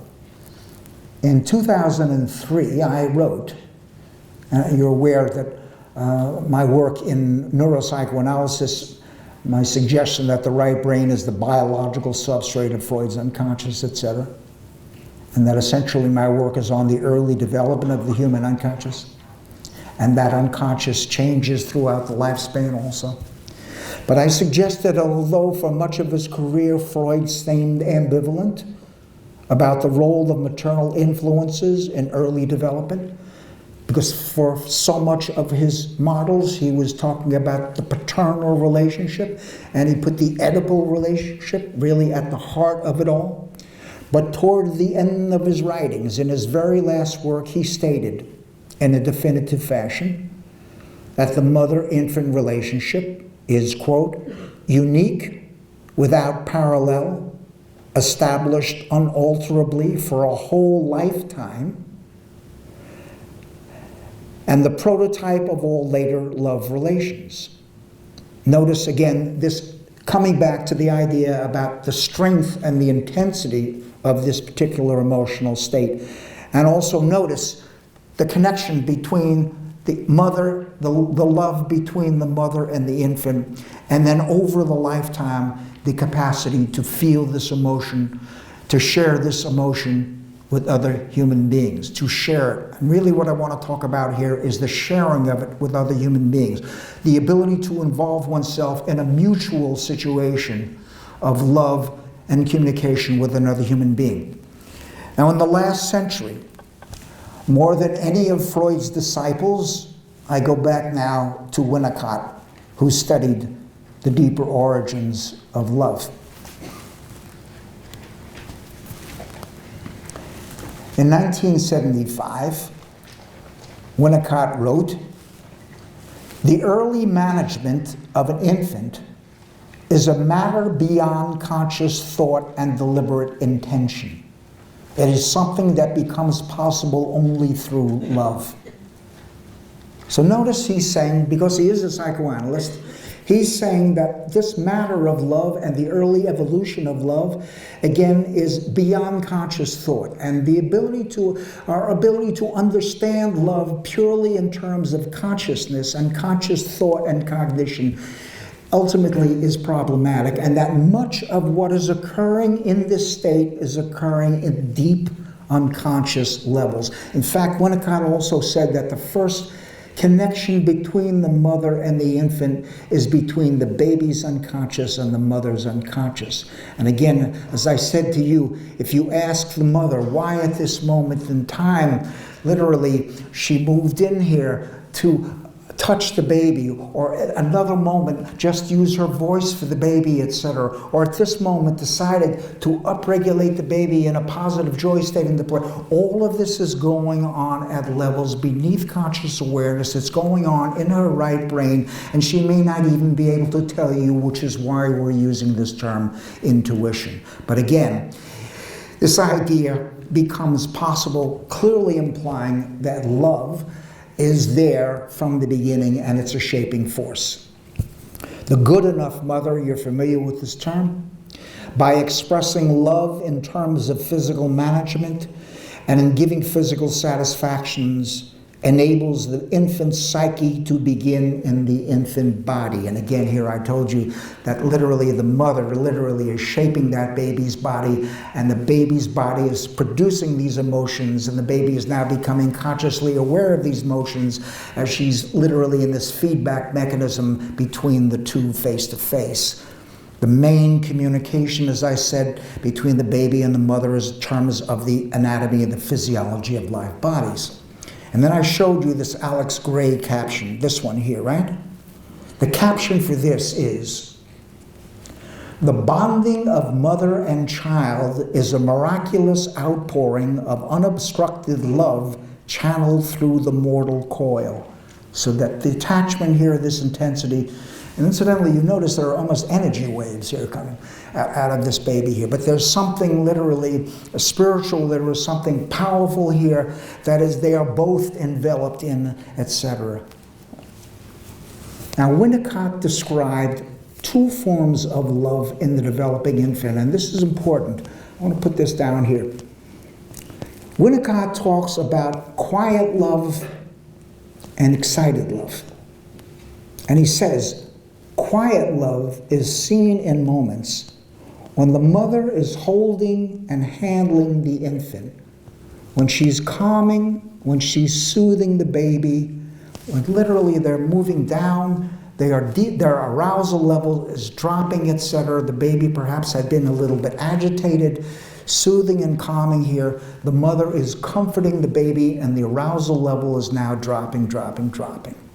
And so you're looking here at a low arousal state in which the parasympathetic system, which is energy conserving, now becomes dominant. Mutual deceleration, heart rate dropping. But then Winnicott also talked about moments of excited love, seen in moments of thrilling excitement, which contains an energetic potential. In other words, when they are now upregulating arousal, this is the sympathetic nervous system, this is energy expenditure, and now they are both experiencing joy and excitement together. So there are two forms of this love. This is the first form. This is the quiet love. This is both of them now. Parasympathetic dominant states, low arousal, she's soothing, she's calming. I hope you can see this. This is an example of excited love. You see A here? These are essentially, they're actually facing each other, but we're looking at a split screen. They're facing each other.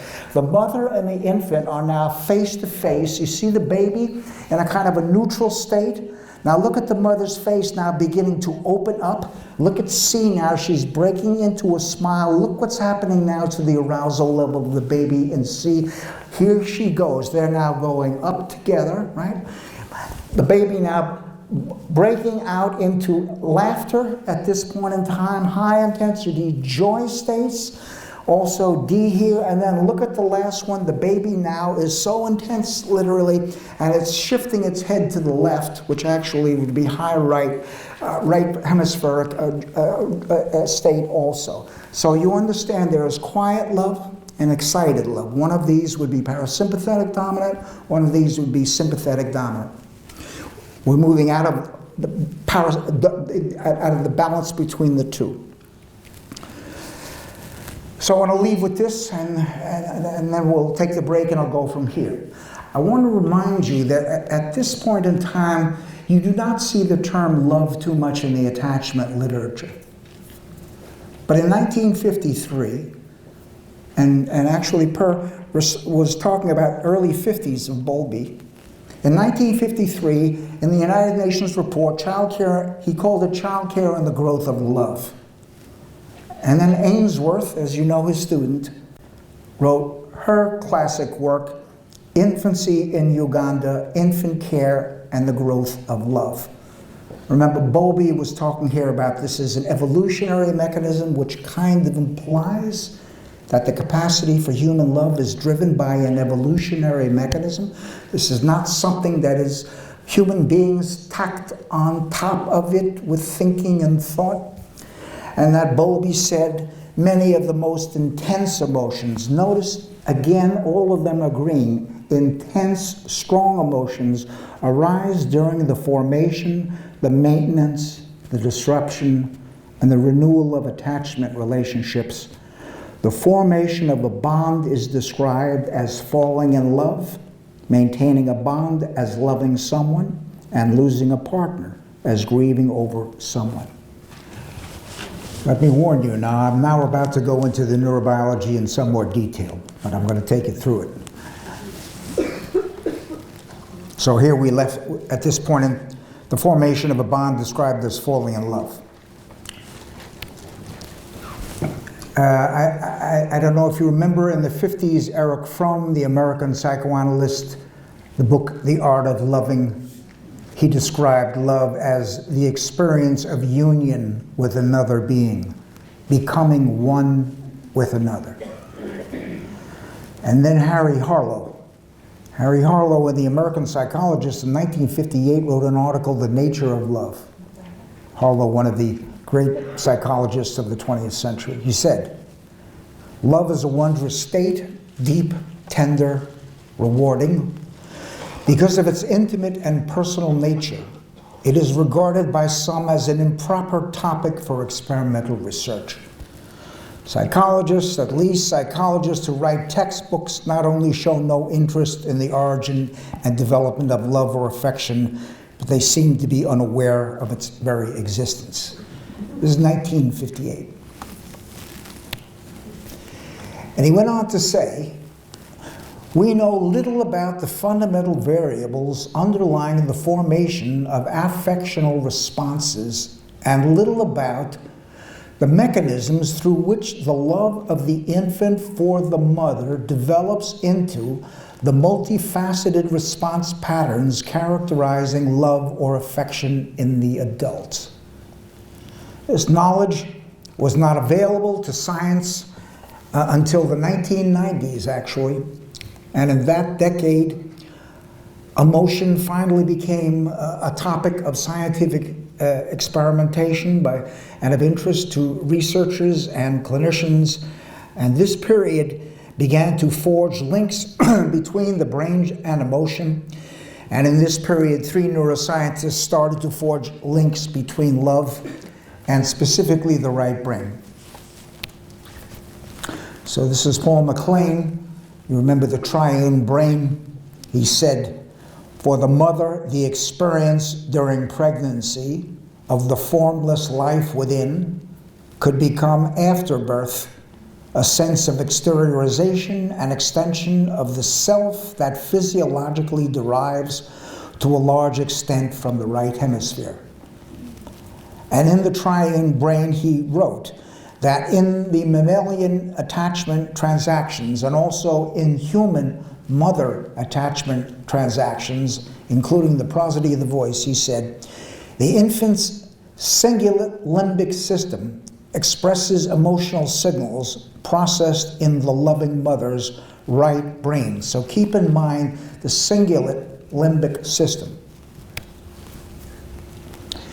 In 1992, the neuropsychologist Ron Joseph, in his book, The Right Brain and the Unconscious, suggested the infant and child must experience love and nurturance or the limbic nuclei will not normally develop. Again, the limbic system is the emotion processing system, and here's saying that the limbic nuclei would not develop unless it was the recipient of the mother's love. And he went to the extent to actually say that the right amygdala appears to be more greatly affected by early rearing experiences. Actually, I'm going to talk quite a bit here about the right amygdala, the right cingulate, and the right orbital frontal. In 1990, Joseph suggested that 2 right lateralized components of the limbic system, the amygdala and the anterior cingulate, are primary in regard to the development and maintenance of long-lasting social and emotional attachments. It is presumably the interaction of these limbic nuclei coupled with the neocortex, the right orbital frontal cortex, that give rise to attachment and bonding behaviors. In 2000, I suggested that the right orbital frontal cortex is the attachment control system. And in the journal Attachment and Human Development went back to Bowlby. Bowlby said that the attachment system was in the frontal lobes, etc., and I identified the right orbital frontal cortex, the control system of attachment. Remember, love is strong emotional attachment. And in 2003, I said that the infant's right brain is tuned to dynamically self-organize upon perceiving certain patterns of facially expressed exteroceptive information coming from the outside, namely the visual and auditory stimuli emanating from the smiling and laughing, joyful face of a loving mother. And when I wrote that in 2003, I was aware of the fact that was the first time that I had used the term love in earlier writing. I think Harlow was right. I think more or less we kind of banished it out from science, so to speak, and we went into cognition. And when we went into cognition, we had to pull love, because love, literally, if you want to talk about emotion, etc. So here I started to bring it back. This maternal love, I'm suggesting, activates right limbic emotional circuits. So clearly it's right hemisphere, but it's these limbic circuits in the right hemisphere. And for those of you who are familiar with my writings, I suggest that over the first year, there are regulatory systems. Earlier this afternoon, I said regulatory hubs, you remember. There are regulatory systems appear in a sequence. The amygdala, can you see that in the blue? Can you see? First of all, this is the right side of the brain, this is the right hemisphere, right? The amygdala, then in yellow, the cingulate, then in red, the orbital frontal cortex. And I suggested that from the last trimester into about the second or third month, the amygdala is in a critical period of growth. And then I suggested that about 3 months to about 10 months, the cingulate, the yellow cingulate, is in a growth. And then from 10 to 12 months through about 18 to 24 months, the orbital frontal in the red. So you've got this system subcortical to cortical, okay? All of these connect into the arousal systems and into the motivational systems. You say that another way. Here you see information coming up from the body, the brainstem, the regulation of autonomic function. I said the autonomic nervous system, sympathetic, parasympathetic, arousal, pain. That information moving into the limbic system, where it is processed more complexly, the amygdala, the cingulate, and then ultimately up the right side of the brain into the orbital frontal cortex, the high right hemisphere. Notice imagery in the high right hemisphere, then information over to the left, and then back to the right, etc. So it's this vertical circuit on the right side that much of my work has been about. So in this following lecture on mother-infant mutual love, I want to talk about this strong emotional attachment. And what I'm going to deliver to you is neuroimaging research that we now have on maternal love. And actually it began in the year 2004. And I'm going to suggest to you that the initial emergence of mutual love begins at about 2 to 3 months. And then I'm going to suggest to you, and I'm going to show you data which indicates that mother-infant are relational origins of all later forms of adult mutual love. And the idea here is that all later forms of mutual love, whether it be between adults or deep friendships between friends, etc., etc., these all arise from the early affective experiences of the mutual infant mutual love, beginning at 2 to 3 months and then continuing over the first year and into the second year. All share common right lateralized circuits that generate extremes of arousal, deep affection, strong emotional attachment. And I'm going to suggest that the intense, nonverbal, embodied, bodily-based expressions of the human heart are generated by these subcortical limbic autonomic areas of the right brain. The mother, again, is impacting the amygdala. Last trimester, 2-3 months, the mother then is influencing the cingulate. 3 months to 9-10 months, the mother continues to impact the orbital frontal. 10 to 12, 16 to 18 months. So some ideas here about neuroimaging research on maternal love. A growing number of studies are now on the structural and functional development of the infant brain. I've given you earlier some of these studies about infants processing the prosody, the face, the gesture. Remember that sequence. Much of this infant brain imaging focuses on the infant's right brain perceptual processing of maternal visual facial, auditory prosodic, tactile gestural communications, Many of these utilize videos or auditory recordings of the mother. In other words, what they'll do is they'll have the infant there, the infant being subject, listening to, watching videos of her own mother or auditory recordings of her own mother, and then they'll look at what parts of the brain are being activated as she's processing these expressions of the mother. But in parallel now, we have a recent surge in what is called parental brain imaging, such as studies of the functional neuroanatomy of mothering, now connecting to the neurobiology of the maternal brain and the neuropsychology of parenting. And here what we're doing, as you'll see, I'll show you the methodology whereby the mother now is looking at videos or pictures of her own infant's loving face and looking now at what parts of her brain are being activated. You understand what I'm saying?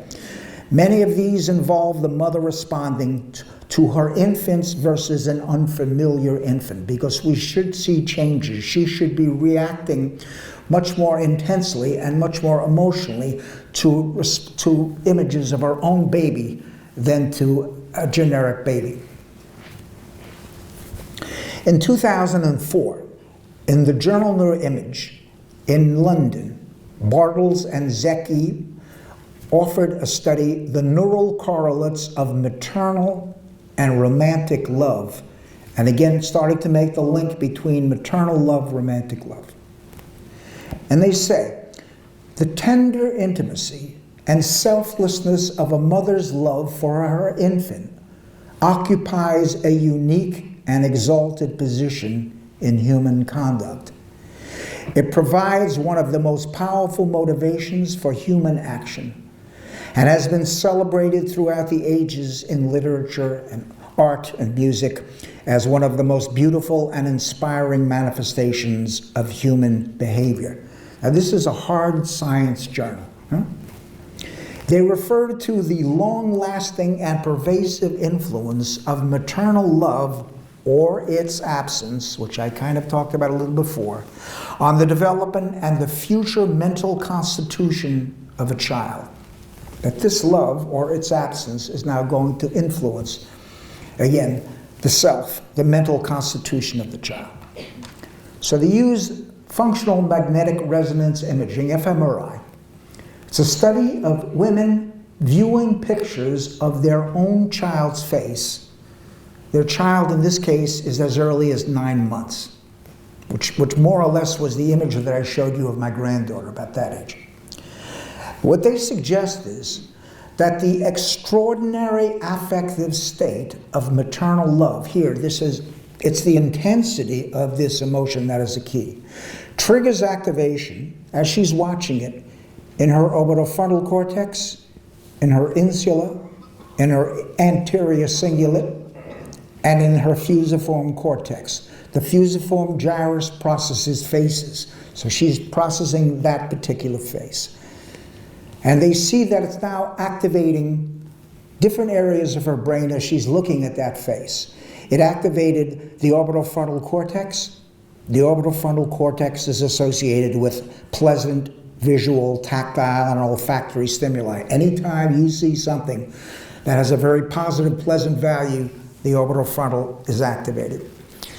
The maternal love also activates the insula, her insula, an area involved in gut feelings of emotive states and in limbic touch that evokes pleasant feelings of touch and caress-like skin-to-skin contact between individuals.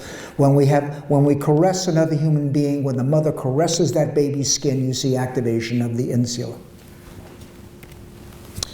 It also activates the anterior cingulate. Remember, that was the yellow part, suggesting a potential link to the mother's feelings of empathy and her urge to care for her infant, because a number of studies have showed the cingulate is involved in empathy. Incidentally, the right hemisphere is dominant in empathy.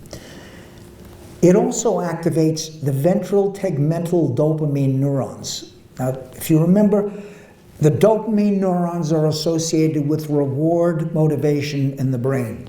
right? Reward circuits. So clearly, as she's watching that, the reward circuits are now firing away because clearly this face has become a highly rewarding stimulus to her. And then lastly, the periaqueductal gray. Well, I just want to say about this area of the brain is involved in suppressing pain. You see activation of this during childbirth or during intense emotional experiences. That not only do you see the activation of very positive, but you also see the dampening down of negative experience. So when she sees that pain, that infant's face, the pleasure areas of the brain are activated, and the pain areas of the brain are deactivated. Maternal love also deactivates certain other brain regions, especially in the right hemisphere. Some areas now are shut down. The middle prefrontal, the parietal, the temporal cortex in the right, as well as the posterior cingulate, down-regulating. Why am I putting that in here and why is that important? Because these are the areas involved in cognition. When she's looking at that loving face, the emotional areas are up and the areas associated with cognition are dropping. She's not thinking now, she's feeling now, and she's feeling strong things. The second areas that are deactivated, such as the amygdala, has been associated with negative emotions. So the parts of the brain that are processed negative emotions are deactivated.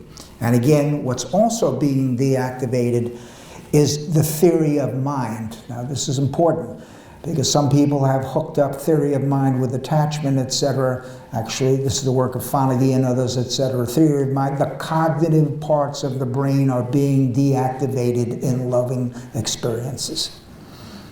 Note the deactivation of mentalizing in the loving moment. So maternal love also deactivates negative emotion. The amygdala is reliably activated in neuroimaging studies involving negative emotions such as aggression and fear. So the parts of her brain involved with aggression and fear now are being deactivated. In the same year, in 2004, in Wisconsin, this is Davidson's laboratory, orbitofrontal cortex tracks positive mood in mothers viewing pictures of their newborn infants. I just said the right orbitofrontal cortex is involved here in very pleasurable activities because it has direct connections into the dopamine neurons and is upregulating dopamine. And they say, positive affect elicited in a mother toward her newborn infant may be one of the most powerful and evolutionarily preserved forms of positive affect in the emotional landscape of human behavior. Notice all of these researchers from the beginning are saying love has something to do with intense emotion. And they say that one form of positive emotion is the affect that arises in a mother's relationship with her infant, whereas reward paradigms capitalize on approach tendencies and pursuit of an appetitive goal. The form of positive emotion in maternal attachment is better characterized by warmth, nurturance, joy, fulfillment. Again, the right orbitofrontal in the red. In 2000, I suggested the right orbitofrontal is the control system of attachment. So in this, the mother is in the fMRI scanner viewing photos of the babies at 3 to 5 months, her own baby at 3 to 5 months. Most mothers report extremely strong, pleasant emotions while interacting with or thinking about their infants. And while they're in the scanner and they're observing pictures of their smiling infant, actually in a never-before-seen photo, all of a sudden they're in there and here comes that infant right in front of them. The mother describes her subjectivity as, quote, loving and motherly. And again, what we're seeing here are MR signal changes in the orbital frontal cortex, which literally tracks the intensity of the positive emotion that underlies maternal attachment. That is, the stronger she's feeling the positive emotions, the stronger the activation of the orbital frontal, and they suggest this present study extends this work by highlighting the role of the orbital frontal in the representation of attachment-related positive affect, Bowlby, 1982, and again I had suggested in 2000 the orbital frontal and the attachment. Same year, in the journal Neuro Report, the neural basis of maternal responsiveness to infants, fMRI, mothers looking now at videos. So here it began to turn, because actually videos are much more powerful stimuli than just static pictures. So they're now using videos. And as the mother is looking at a video of her own 4 to 8 month old infant, you see activation in the right anterior inferior temporal cortex and the right occipital gyrus, which are consistent with previous findings reported right-sided effects of face processing. I told you earlier, the right hemisphere processes faces. So this face, obviously, there's an intense activation to this face. Mother's viewing of their own infant also activates the amygdala. But actually, by about 2004, we started to see a shift in neuroscience. The amygdala is commonly associated with the processing of fearful and unpleasant emotional stimuli. But by this time, we started to realize that the amygdala also plays a part in the processing of happy expressions of facial emotion. Actually, the amygdala processes intense emotions, whether they're intensely negative or intensely positive. So it also is involved with intense positive emotions. In 2008, in the journal Biological Psychiatry, the functional neuroanatomy of maternal love, mother's response to infants' attachment behaviors. Now, this is coming out of Japan. Maternal love is one of the most powerful motivations, notice over and over, it's the intensity of this emotion, for the maternal behaviors of mothers to care for and protect their infants. Bowlby described that a mother's love in infancy and childhood is as important for mental health as are vitamins and proteins for physical health. Now, in the background of all of this is this matter of, as I said at the very beginning, the mother and the father are not equivalent here. Again, this is, and I understand that this is now being processed within your culture, etc. But again here, we're now talking about the love of the mother. The amount of love with which a mother interacts with her infant is highly influential on the stability of the mother-infant relationship and the quality of the mother-infant attachment. The infant plays an important part in mother-infant attachment because the infant's behavior has a powerful effect on the mother's emotions. Therefore, strong maternal attachment, which is expressed in the mother as affectionate behavior, vigilance, and protectiveness, she's watching out over this baby, would be induced by the infant's attachment behaviors. So here we have mothers of 16-month-old infants. Now we're moving into the second year. This right brain system continues to set up. This loving system is also impacting that baby's brain and vice versa. At 16 months, the mothers are shown 2 videos.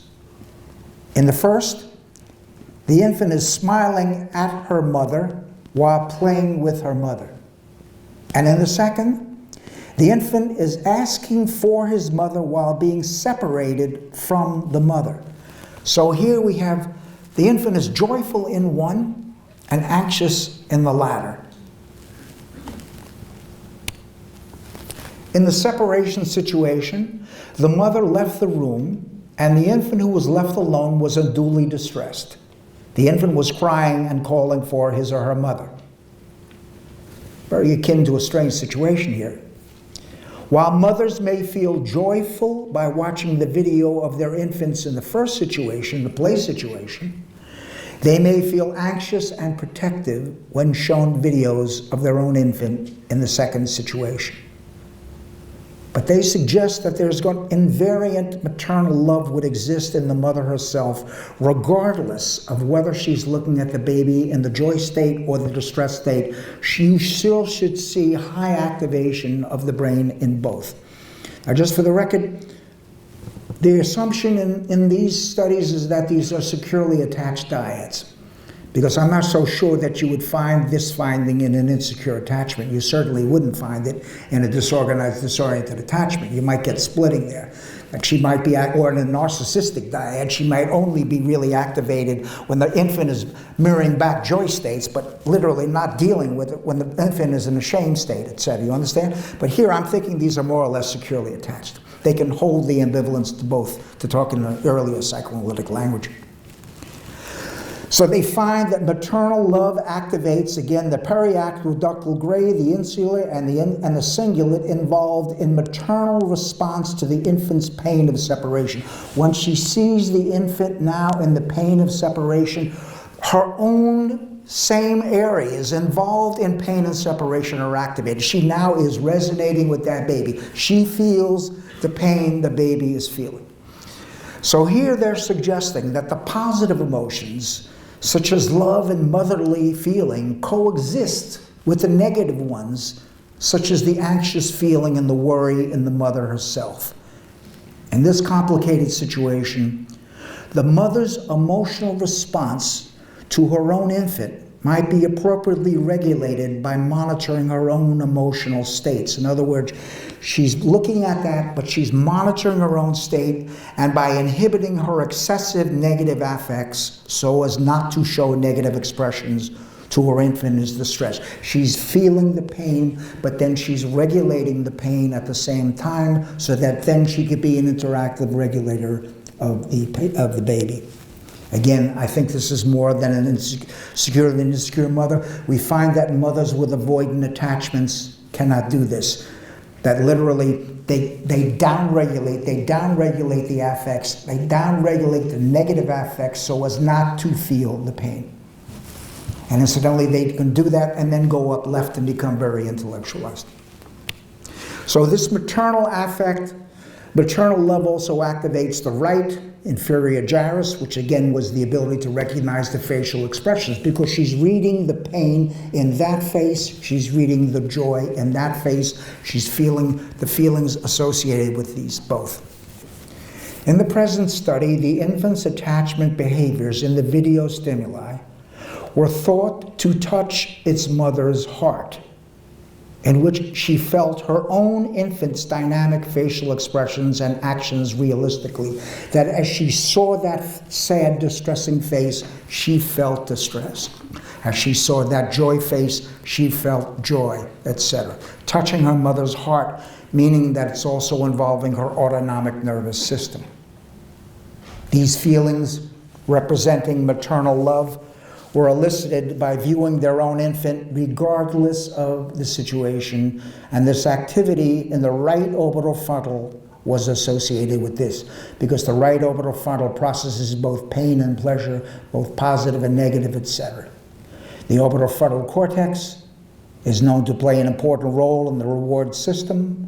It receives ascending dopamine projections from the ventral tegmental area. So that's the reward circuit when she goes into the joy states. In another study in Japan, Minagawa Kawai, prefrontal activation associated with social attachment, facial emotion recognition in mothers and infants. Journal Cerebral Cortex. Here's an NIRS study of 12-month-old infants looking at a video of their smiling mother, and mothers now looking at a video of their own infant while playing. This is as close as we're getting to the next stage of studies, which we are not there yet, which would be to study the brain of both of them as they are interacting with each other. That's ultimately where we really need to go. But here, we've got as close as we're going to get. This mother's looking at the video of her baby's smiling face, the baby is looking at the mother, etc. And the mothers are watching the movie alone, rated their emotional mood from 0 to 6, and they're saying, this is 6. I am feeling subjectively most loving. We captured neural responses from the prefrontal area that was specific to looking at their own mother's smiling expression in 12-month-old infants and vice versa. In other words, when the baby is looking at the mother, the baby's right orbital frontal is activated. When the mother is looking at the baby, the mother's right orbital frontal is activated, brain to brain. Again, this is a schema of the mother here. Notice the lateralization on the right side. You see the R there, as she is looking at the smiling and the joyful face of her infant, right hemisphere. Incidentally, if this mother was activated in the left hemisphere instead of the emotion processing right hemisphere, you have some questions here. I mean, we're not using this diagnostically yet, but here you see emotionally she is responding with the control system of emotion regulation on the right side of the brain. So on the one hand, the brain response of the mother in the most loving state, and they say it may be that if a mother shows higher frontal activation in response to her infant, then her infant could also show larger activations as a result of her mother's stronger affection probably observed in their daily life. For me, what we're looking at here is that the mother's right orbital frontal and the baby's right orbital frontal are both being activated in joy states, and the mother literally is downloading programs on the right orbital frontal to the baby. But in these, they have learned literally how to synchronously experience high-intensity joy states with each other.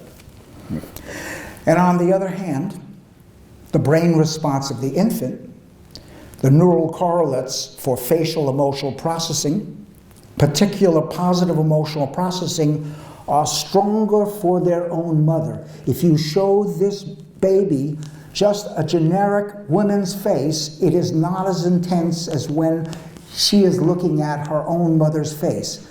And that also could be used diagnostically. In an old language, she has cathected her mother. She has formed this emotional intensity with the mother. The infant's prefrontal activation around the anterior orbital frontal is specific to viewing their mother's smile. So just the smile of the mother has this instant right orbital frontal.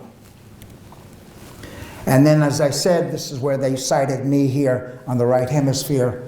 The right orbital frontal develops within the social world between caretakers and infants as one form of attachment. This type of emotional regulation is also a fundamental social skill to extend infant social involvement beyond kinship and friendship, including love in the general social world. You remember I had talked earlier that the right hemisphere is going beyond connecting with the mother's right hemisphere, but ultimately with other human beings. And here you're seeing the ability now to feel intensity, including love for others, including the father, including etc., the general social world. So the second part of this, I want to suggest that the initial emergence of mutual love occurs at 2 to 3 months. It begins at 2 to 3 months. But I'm going to suggest that the system sets up there, right brain to right brain. But ultimately, it's going to continue through 6 months, 9 months, 12 months, 18 months, etc. It's going to evolve even to further complexity. But initially, the first point I'm suggesting where an infant can share what we're calling intense positive emotional with another human being, with the mother, begins at 2 to 3 months.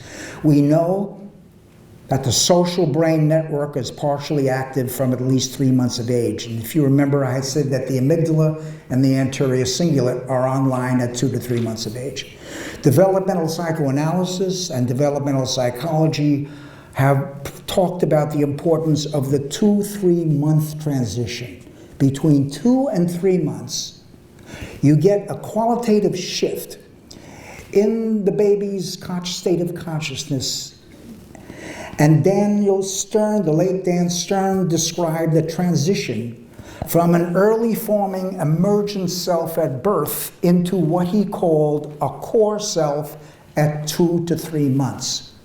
And he said at 2 to 3 months, when this perspective forms, the subjective social world is altered and interpersonal experience operates in a different domain, a domain of core relatedness. So this was a psychological observation of what happens between 2 and 3 months. Just remember here, and he goes on to say, at the age of 2 to 3 months, infants begin to give the impression of being quite different persons. When engaged in social interaction, they appear to be more wholly integrated. Go back into your memories in terms of your children, perhaps. It is as if their actions, plans, affects, perceptions, and cognitions can now all be brought into play and focused for a while on an interpersonal situation. At this stage, infants participate in shared, observable interactive events involved in bridging the infant's subjective world and the mother's subjective world. So the infant's subjectivity now emerges to a new level of consciousness, etc. And you remember 2 to 3 months, this is 2 to 3 months, which we now know is right brain to right brain, primary intersubjectivity, the ability now to share subjectivity with another human being. And he says that at 2 to 3 months, there are many ways with being with another can be experienced, such as merging, fusion, symbiotic states, literally with each other, merging with each other. So I'm suggesting here that the first expression of mutual love appears at 2 to 3 months, the onset of a critical period of what Stern calls the core self. Recall that the earliest studies of maternal love occurred with 3-month-old babies, and that mother and infant now share moments of upregulated, intense positive arousal in the exciting love, and downregulating, intense negative arousal in quiet love. The loving mother at 2 to 3 months now interactively regulates both states of parasympathetic quiet love and sympathetic excited love, allowing the infant to integrate these embodied affective states.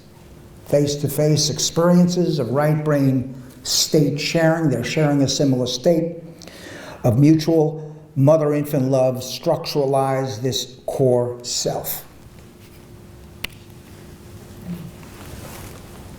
So I want to speak about George Eliot. Life began with waking up and loving my mother's face.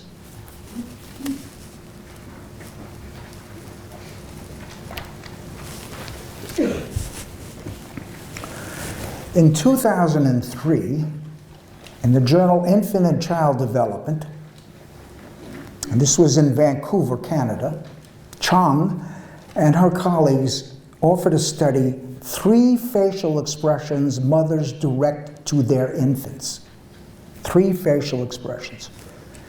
And they were building on Stern's home observations of the maternal expressions that mothers used with 3 to 4 month old core self infants. And they identify 3 types of infant-directed facial expressions in English and Chinese-speaking mothers interacting with their 4-month-old infants. 3 facial expressions. They used videotapes, and they found that there were 3 dramatic and unique and easily identifiable facial expressions that parents were using with their infants, but not with other adults. And I want to suggest that these 3 facial expressions, so I'm going to show you these expressions, are the earliest expressions of the faces of maternal love, the faces of mother love. The first face, this face. Okay? They have an indelicate name for this, fish mouth face. Puckered lips and lips slightly apart, little worried, with the eyebrows furrowed, forehead wrinkled, chin down. And they say that this maternal expression unambiguously conveyed love and concern when adults look at this. When adults look at this, this is a face of love and concern. The common words that are used in response to this expression, this are nurturance, calming, don't cry, compassion, reassurance, soothing, comforting, help, affection, caring, love, and protection. So I'm going to suggest here that the maternal regulation here is of the infant state, that this face is associated with her regulating a state from a state of distress to a calm state. That when she's looking at this, she's looking at this. When she's looking at this, she's looking at this, and she's now attempting to soothe and to calm that state. Actually, this was used in one of the studies I showed you before. And again, what we're looking at here is the downregulation of sympathetic hyperarousal of a negative state, cry, protest, fear, that she's downregulating, she's soothing it, she's calming it. This is a state of quiet love. And it's a face that indicates she is now ready to move into, and when the baby sees this face, the baby will associate this face now with the mother is now going to calm and soothe me, and this is a face of love. One face. Second face.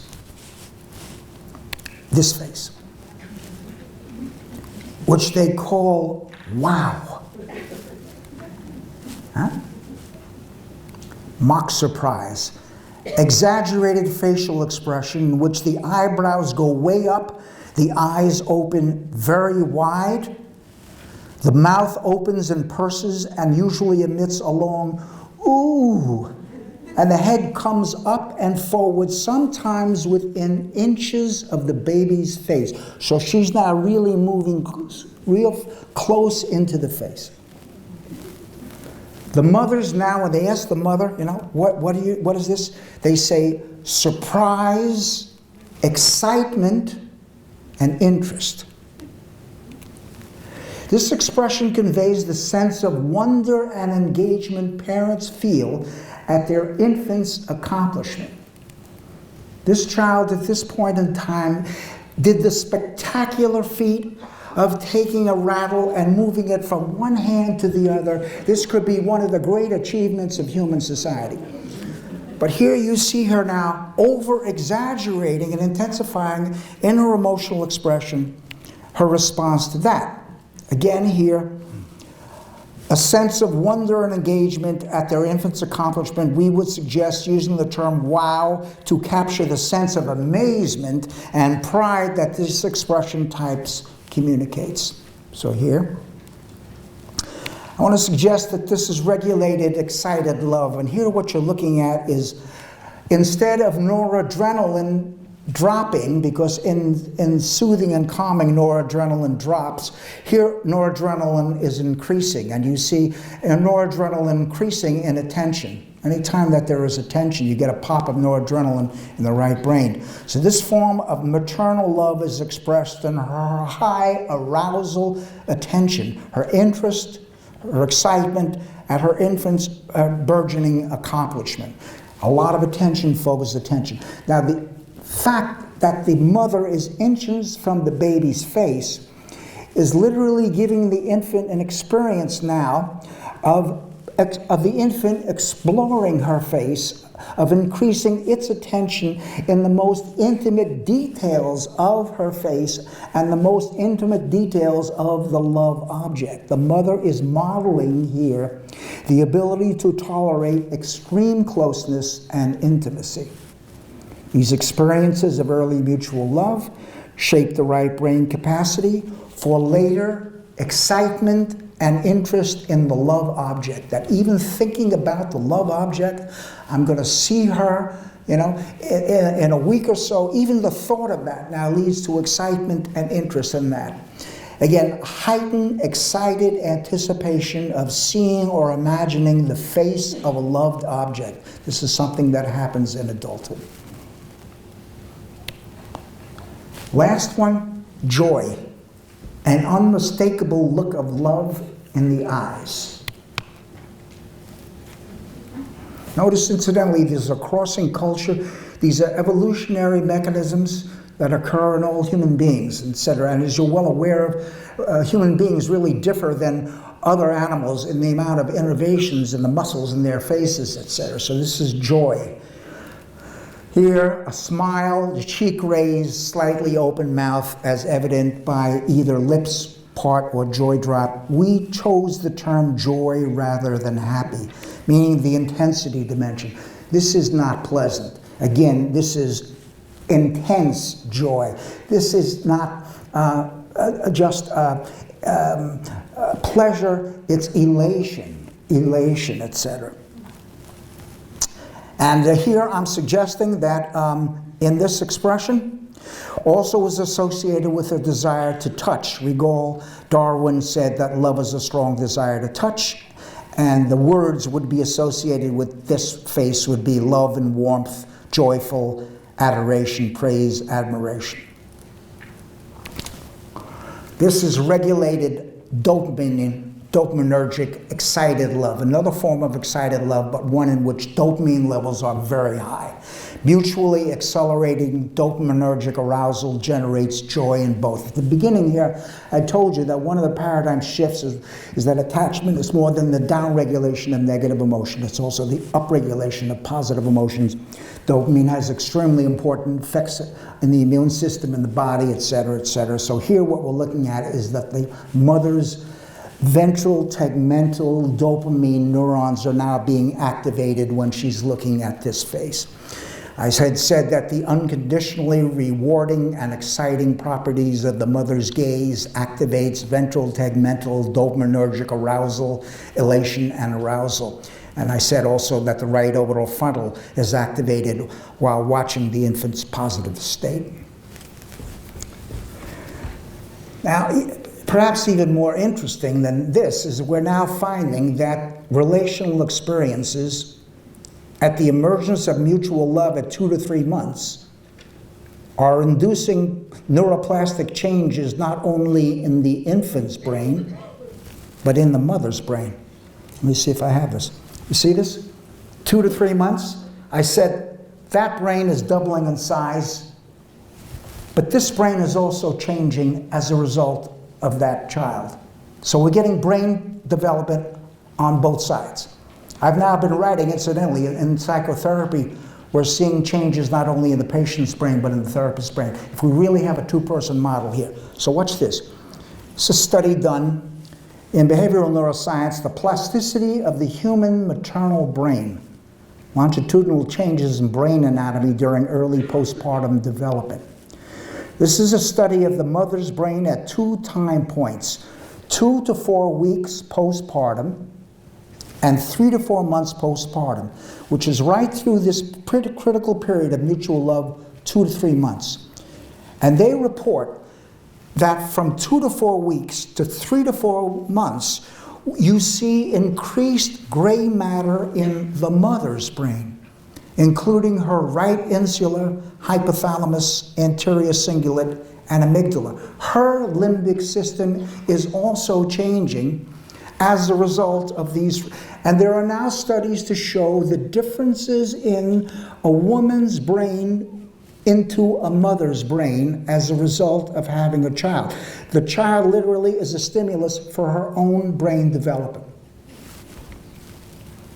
The structural changes in the midbrain region, including the hypothalamus, the substantia nigra, which is dopamine, the amygdala, were predicted by a mother's positive perception of her baby at the first month postpartum. That if she reports a very strong feeling for her baby, when that baby is 1 month, it predicts that her brain will change by 2 to 3 months. Thus, the mother's positive feelings for her baby facilitates increased levels of her own gray matter in the limbic system. Mutual love increases the limbic system gray matter on both sides of any loving dyad: parent, infant, adult, romantic, intimate relationships, etc.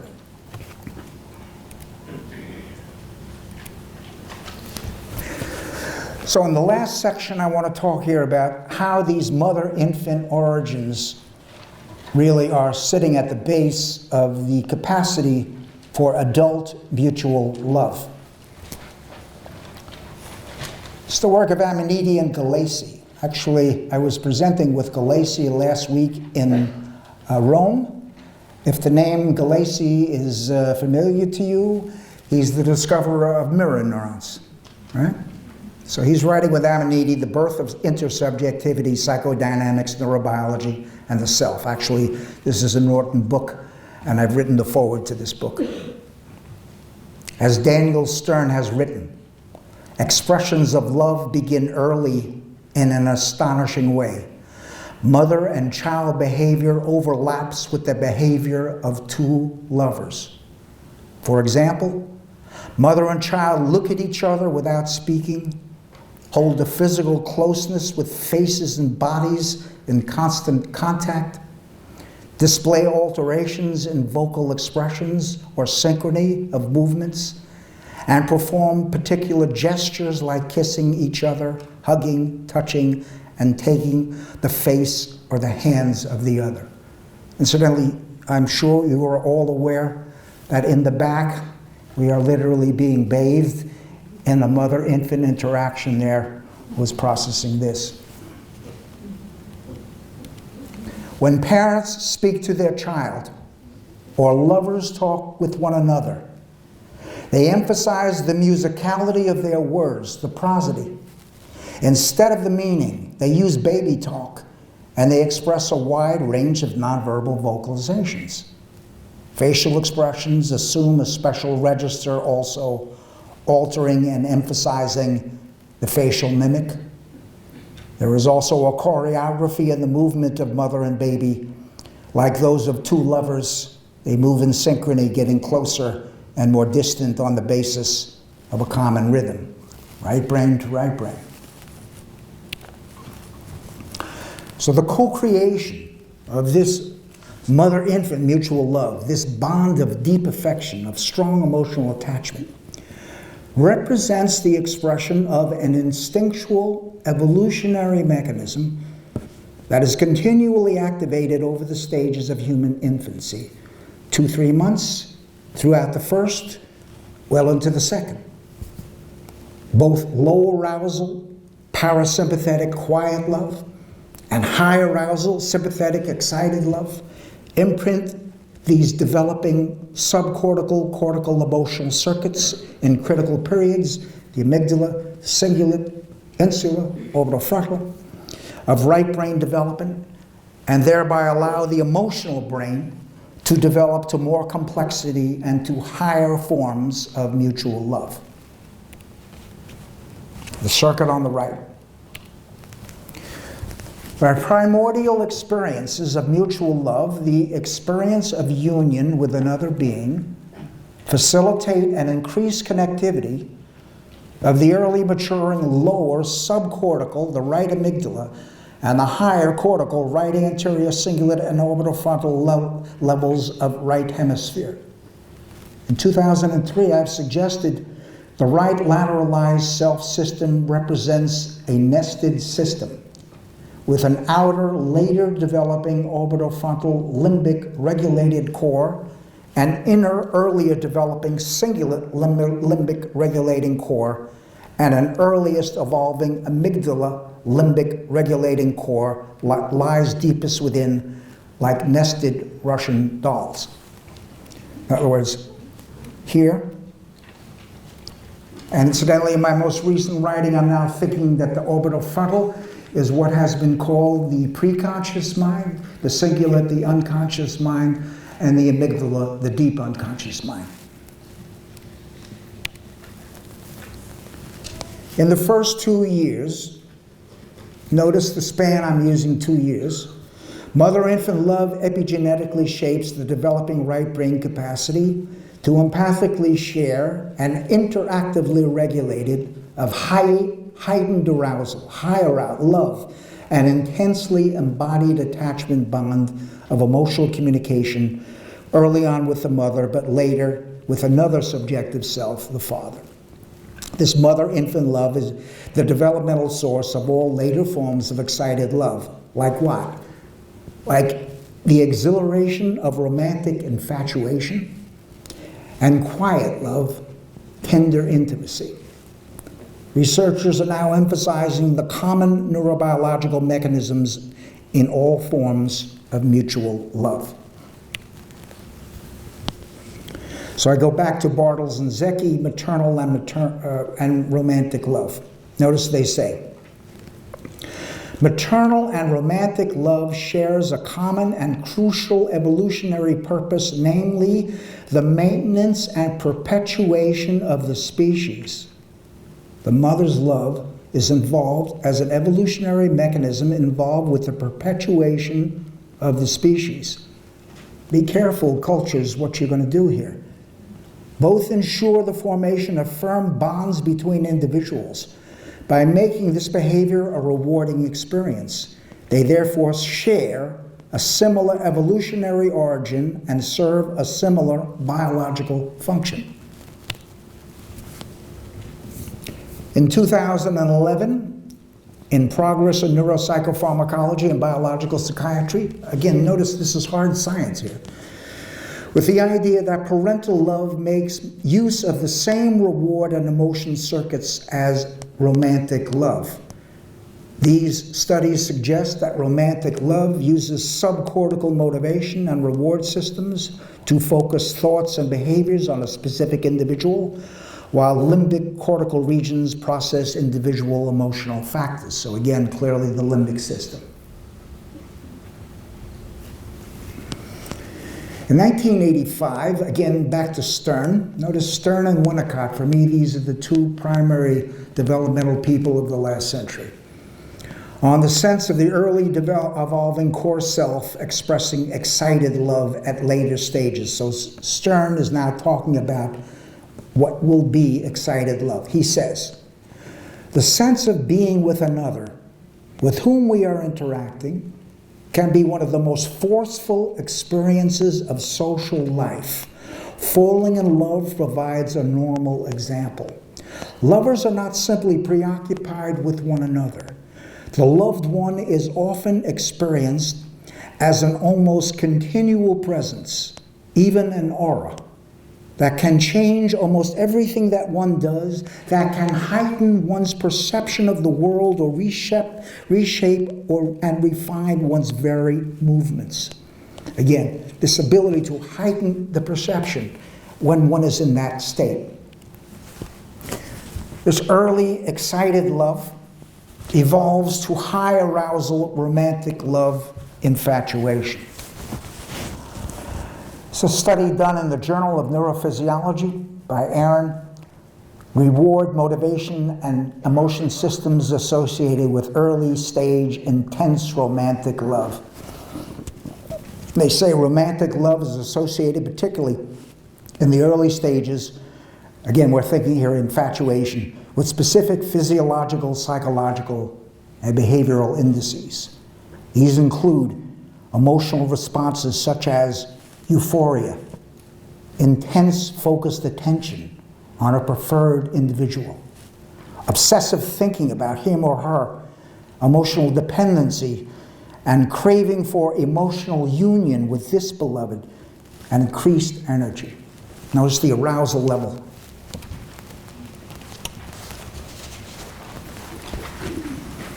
Helen Fisher, world's expert on sexual behavior, fMRI study of individuals who are, quote, intensely in love, show activation in dopamine-rich areas associated with the mammalian reward and motivation, namely the right ventral tegmental area. Here we go again, the right ventral tegmental, the dopamine neurons euphoric. The results suggest that romantic love uses subcortical reward and motivation systems to focus on a specific individual. Limbic cortical regions process individual emotion factors. So here you see in love, by definition, deep subcortical activation in the brain. That's excited love, but Fisher also describes quiet love. In humans, adult male-female attachment, often called companionate love, is characterized by feelings of calm, security, social comfort, emotional union. Actually, you see is that usually a dyad will move through the excited part of it into these more calm, quiet parts of it. The mother-infant love shapes the individual's capacity for the adaptive emotional ability to share intimacy in moments of quiet love, deep intimacy. We forget that attachment literally is about the capacity to be involved in intimacy, emotional intimacy, closeness. It includes sharing that which is inmost, and what Winnicott called being alone in the presence of the other. Here you see the poet Rilke. For one human being to love another, that is perhaps the most difficult of all our tasks, the ultimate, the last test and proof, the work for which all other is but preparation. I hold this to be the highest task for a bond between two people, that each protects the solitude of the other. This gets to the matter of privacy and the sacredcy of privacy, etc., something that is being lost in all cultures today. The solitude of the other. Henry Crystal, friend and colleague, writing in his book Integration and Self-Healing, Affect, Trauma, Alexithymia. Just as white light contains all the colors of the spectrum, so love encompasses all the feelings reflecting our living processes. When we get a chance to observe it, as in self-healing, or in promoting the expansion of the conscious recognition of our selfness, we are especially prone to equate it with life forces, or the full enjoyment of our identity and unity. Love is the affective state that is favorable to the achievement of the most comprehensive self-representation. That mutual love expands the implicit self in both. And I'm not going to speak about it here, but also in the more extended lecture. I give this lecture actually over an entire day with a lot more information. I come to this matter of love in the therapeutic relationship and what is the role of that, etc. Aaron and Aaron have described love as self-expansion. This model treats love, the desire for a relationship with a particular other, as arising from a desire to expand the self by including that other into the self, as well as by associating the expansion with that particular other. That our own self systems in the right brain literally are expanded as we incorporate others into our own definition of self with other. The origin of the adaptive, expansive capacity of the continually developing subjective self is this early resonant, amplifying right brain to right brain imprinting of the mother-infant love. This is the neuroplastic expansion of the right brain self. And just as that baby is internalizing that loving mother and expanding its self, so to speak, this kind of self-expansion of internalizing loved others at the level, literally, of overlapping neural representation of self and other in the brain. That the other and the self literally are overlapping into a larger entity. Maslow said that beloved people can be incorporated into the self. Obviously, all of this on the right side. the earliest expressions of the evolutionary mechanism of mutual love, these moments of intense emotional union, continue to imprint and integrated the developing emotional right brain, and thereby they are primary sources of emotional well-being at the later stages of life. And I return to Noriuchi, the amount of love with which a mother interacts with her infant is highly influential on the stability of the mother-infant relationship and the quality of mother-infant attachment, and maternal love is essential for the preservation of the human species. And I would suggest to you that in the end, the love between human beings is also essential for the preservation of our species, which is now being severely tested. And I thank you for your attention to the second lecture.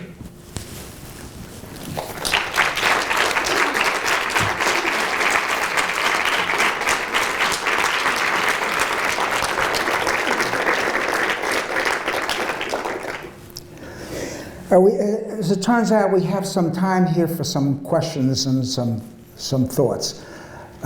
Before we have those questions, I want to give you some, over the last, between last night and today, a number of you have given me some information about what is happening here in Norway and about certain matters which directly bear on the lectures which I have given you. And essentially, as I told you at the beginning, I think that this information has direct applications not only to individuals, not only to therapists, but also to the larger cultures here.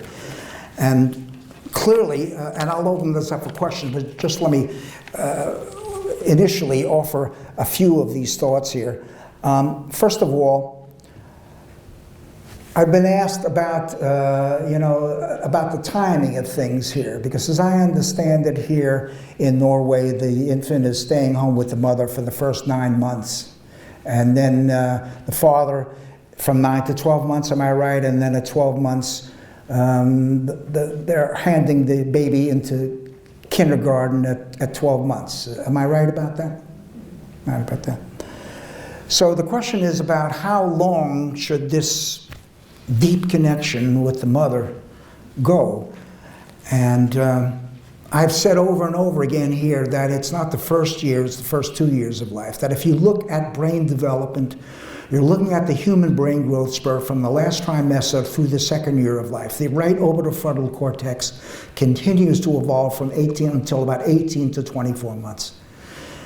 Some years ago at UCLA, Barry Brazelton, the famous American pediatrician, probably him and Spock in the 20th century, said before an audience that he felt that mothers should stay home for 2 years.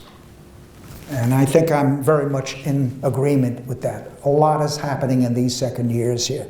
And again, especially because this brain plasticity is moving to 18 to 24 months, I would suggest that. Number two, I also suggested that in American pediatrics, the term that is being used is the first 1,000 days. The first 1,000 days includes the 9 months of pregnancy, and then a year from 0 to 1, and then a year from 1 to 2, which again is the same idea about the first 2 years of life. So again, the continuity in care is critical here. And for me, the continuity moves on along those lines. On the matter of putting the child into kindergarten at 12 months. Now, again, what you're getting is my opinion, and my opinion looking at these matters in terms of not only psychological studies, but obviously neurobiological studies. And obviously, I've told you the importance of the right hemisphere, and you should understand that in most cultures, the left hemisphere is being tremendously favored over the right hemisphere. In fact, Ian McGilchrist has written the book, The Master and His Emissary, in which he's saying that we are now forgetting more and more of the important critical functions of the right hemisphere, and we're starting to push too much into the left, too much into the analytical, too much into facts and information, not enough into the emotional world, et cetera, et cetera. So on the matter also of putting babies into daycare at 12 months, a number of people have asked me who was number one in the UNICEF studies. I'm pretty sure I remember, it's Finland. I'm pretty sure also that 3 out of the top 5 countries were Scandinavian. I know that the Netherlands was also high up there also. But I'm aware, as you are, that Finland has a different policy about putting infants into daycare. What you call kindergarten, we call daycare. Right? And I said this matter that in states putting infants in at 6 weeks. I had a conversation with a very prominent judge from Australia, and I mentioned to him in the United States putting infants with great pains, parents handing them off in the daycare at 6 weeks, and he said that's barbaric, which I agree. No policy here. So ultimately, as you know, the Finns have a different idea about daycare and putting the infants in at 3 years instead of in the beginning of the 2nd year. The Finns also are very familiar with my work, and they have done work on the effects of daycare. And it's turning out that some of these effects of daycare, for certain infants, can be problematic. Because another message that I want to give you is that all infants and all toddlers are not alike. Some literally have different predispositions. Some of these are more autonomous. Some of these are more shy. Some of these are more introverted. I think we need to take into consideration the diversity of infants, even in secure attachments. You see these kinds of diversity, etc. So the idea that there is a one policy fits all makes me very uncomfortable, etc. here. So again here on the idea of 12 months. If it's going to happen at 12 months, I think that a key is the ratio of the caregivers to the infants. I don't know what the ratio is here. I would think that it would have to be very low, maybe 2 to 1. Certainly nothing higher than that. Now I understand also that you have, pedagogy here, which we do not have in the United States. And in the United States, daycare workers are very, very poorly trained. They're very poorly paid, etc. And so the quality in the United States of daycare, even for upper middle class infants, is rather poor. But again here, I would suggest we need to train these workers in these ideas about emotional development, in brain development, etc. And such. For example, to give an example, my children were raised in the 1970s, and there have been enormous changes in the United States in the 1970s to now, and I mentioned that in the 1970s we were looking at 75% secure attachments, and now we're looking at 58% attachments, etc. But in the 1970s, we put our child into early situations that are about 2.5 years old, and into Montessori at 3 years old, etc. So I'm thinking that 12 months is rather early in the game, and I'm suggesting also that there still is a lot of right brain development. Now, it gets even more complicated than that, because at 12 months, mothers shift from being purely caregivers to being socialization agents. Because the child now, who is literally on its feet, etc., begins to really move into the world, etc., and the child now has to be socialized, etc. And this socialization usually occurs by the mother to the infant. And for those of you who are familiar with my work, I feel that shame dynamics are important here, regulated shame dynamics, etc. So in some ways, putting the infant in at 12 months is outsourcing socialization to the culture at 12 months instead of a lot of the higher moral things also, and the matters of narcissism really are there in the 2nd year also. So I think, again, there needs to be continuity there, and it's a little bit too nice and neat to kind of chop these things into pieces, etc., 9 months here, 3 months there also. Personally, and again, you're hearing from me not only as a scientist, but as a grandfather and as a father, so it's being shaped by personal in addition to the science. I think the idea that essentially shaming women who decide to stay home in the second year is outrageous. And I think ultimately we will pay, the price for that also. So again, these ideas, plus again, as I say, the idea that the truth of it is, development is not just as clean and as neat as we say. And again, the idea that the brain growth spurt grows into the second year gives me a different sense here. Now, in some ways, I'm dealing with a government that is putting infants into daycare there, and I've written extensively about this, and I'm suggesting that we do now neuroimaging studies on these infants at later points in time. For example, I'm suggesting we do neuroimaging studies of infants who were put in at 6 weeks, look at them fMRI at 12 months and seeing what these right brain circuits looks like.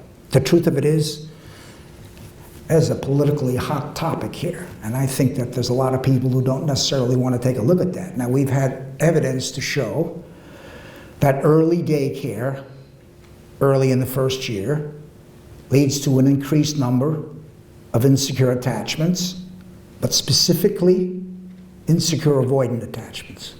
Insecure avoidant attachments. And again, one could see that in fMRI, one could see that in neuroimaging.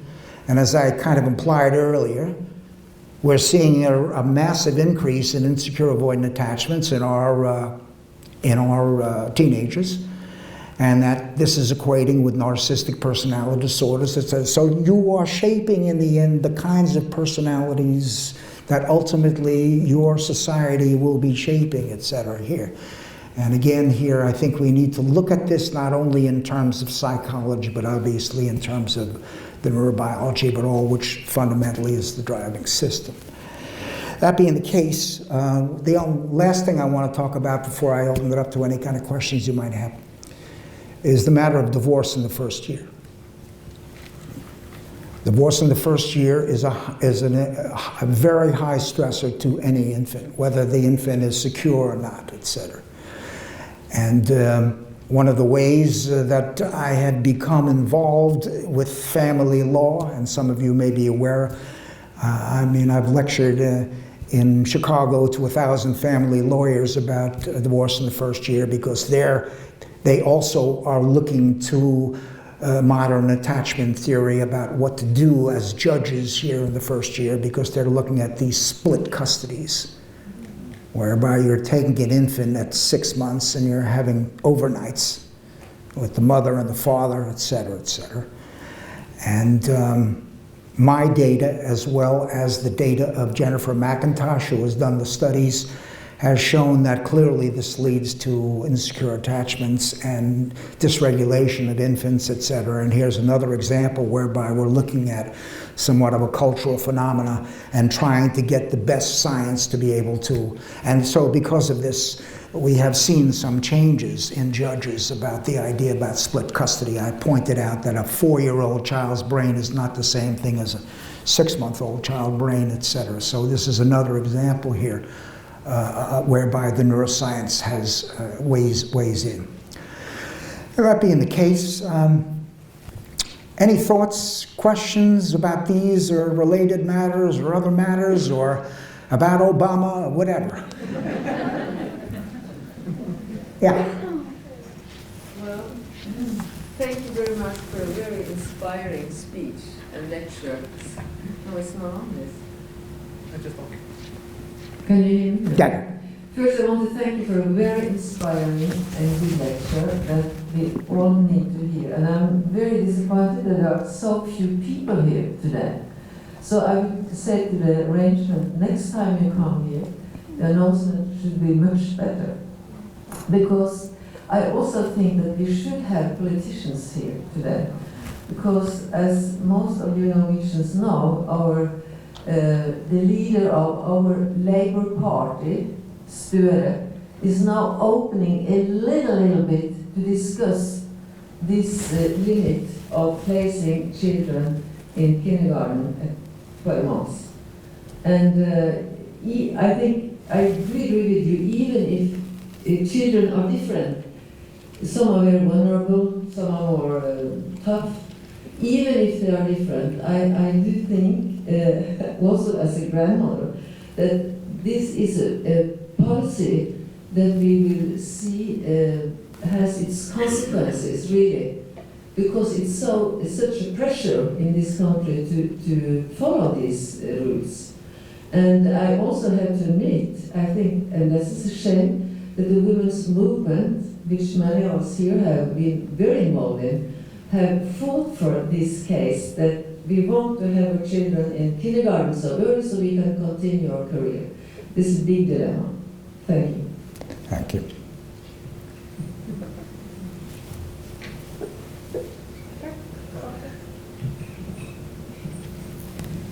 Thank you for not only for an exciting lecture coming here at this time, because we need your views. And let me ask you a little bit about when we talk about the first and second year and mothers staying at home. Now, a day and a night is 24 hours, and there's a lot of discussion about if you go into paid labor, about full-time and part-time. I mean, how much must the mother be at home to create a continuity in bonding with her child at different stages? If you would like to comment on that. And then the father, I mean, where and when should the father come in and bonding with the father, part-time or full-time? If you'd comment on that, I think it would be appreciated. Okay.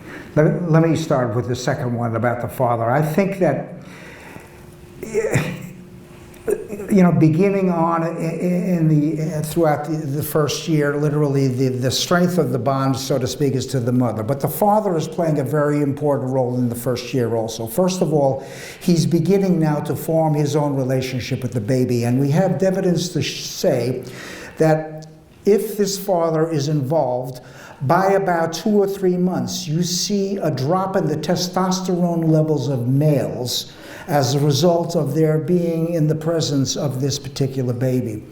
The father is also now forming his own relationship to the baby, and the father is also, I think that the relationship between the father and the mother is a critical one, because the father, through interactively regulating the mother, allows the mother now to be the interactive regulator of the baby here, so to speak. So I think that he is continuing his relationship. Even in cases of divorce, I think that the father should have regular contact with this baby, although not overnights, etc. So from the beginning, I think the father is in there. But I'm then suggesting that as you move into the second year, the father really now starts to play a predominant role, which happens to be timed up in a beautiful way with nature when the left hemisphere is coming online. The left hemisphere is involved, just for the record, also in power dynamics. The right in affiliation dynamics. So these power dynamics are important. The child is learning how to be in hierarchy, but also the child is learning how to do in the world, how to have action in the world. In a Winnicottian sense, the mother is more involved with being, the father with doing, so to speak, and when the child is now up on 2 legs in the second year, etc., the father is forming this, you know, this bond, etc. So I think, again, but the idea about playing one or the other, I mean, in another age where it was a mother and a father together, etc., we didn't have this one or the other kind of situation as they were bonding together. It has become more or less of a sequential situation. In fact, I tell you, I don't know of any other cultures who use this idea about 9 months and then the 3 months. I haven't heard of that before. Now, the first question, could you repeat it?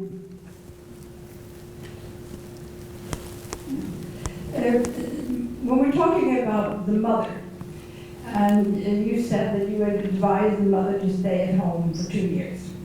Now, how many, the day and the night is 24 hours. I mean, you eat, you sleep, you do many things. And the child also sleeps in certain time. And so how much does a mother have to stay at home with the child in certain ages, 2 months, 8 months, so on and so forth, to shape that continuity in the bond? Yeah. I mean, because what they are talking about in many connections is is that she goes out into paid labor, but maybe not full-time, maybe part-time. And so... I got you. Yeah. I got you. The idea in the second year about her going out into part-time, I think that makes some sense. The key parts of the day for the infant are the nighttime. That's really when the mother must be emotionally available. So I think that it is possible as it moves into the second year whereby literally she can more or less move into part-time situations with perhaps even the father spelling her during this, etc. But the key is the nighttime. If you remember, there were studies in the Israeli kibbutzes showing that if there were separations at night, that was the problematic situations here, because the biological attachment systems, really the amygdala, etc., really become into a different story at nighttime. So I could foresee that she beginning to moving back into part-time situation in the second year, especially during parts of the day. That would make some sense. But again, I want to point out, Winnicott said that if the mother has 6 babies, there are 6 mothers. I mean, each of these has to be tailored to the unique predisposition of an individual infant. There are certain infants who could tolerate that well. There are other infants, literally, who might not do. So I think we have to tailor it, and each family has to tailor it to the uniquenesses of that particular infant, etc. And I think ultimately, in these kind of cases, if the mother is feeling comfortable with this kind of a setup and can see that the baby can tolerate this kind of setup, etc., it will work. If she's feeling intuitively that it doesn't work, then we have something else to go on here. But again, we've never had a situation whereby the culture said it must be A and B and C for all, across the board. The other thing is, essentially what comes out of this, and this relates to this question as well as the other questions. What I'm suggesting to you here is these matters need to be openly debated in the culture. Openly debated in the culture. The matter we have right now, where one side of the political system is not listening to the other side of the political systems, etc. And incidentally, you want to take lessons on that, look at the United States, etc., where we're in deadlock. Literally, these things need to be openly debated within the culture, and the people themselves need to be more and more aware of this, because obviously many people are not aware of what we have talked about in this. This information needs to get out. So whatever could or could not be done in this audience, the fact that it was in the leading newspaper, I think that's a big start. But literally from here, I would suggest to you there is work that needs to be done. And as I say, it happened in London with a mindful policy group. And incidentally, for anyone who's interested, I can connect you with those people. This is an organization of child psychiatrists and politically people. There's an MP who was part of this group, etc. How they organized themselves and brought this forward, so that ultimately 2 years later there was an audience of 160 people from the power elite in the same situation, in the same room, etc. This essentially is the organizing task that you need to bring this into political situations. Yeah. Yes. Anything? Any other thoughts? Thank you very much for, I'm here. Yeah. Where are you? Raise your hand. Okay, gotcha. Thank you very much. Yeah. Very interesting to listen to you.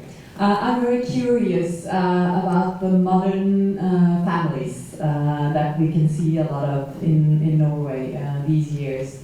The meaning of the father, when you look at the tendency of single mothers in Norway, that a lot of thousands of women go to Denmark and get help and have children on their own. So there's no father, at least for perhaps the first couple of years of it.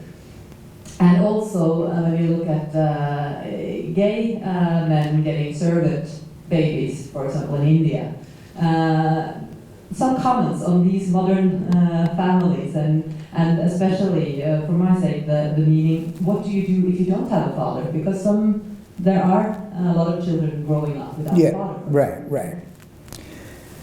Incidentally, if anybody's got any easy questions, don't be shy.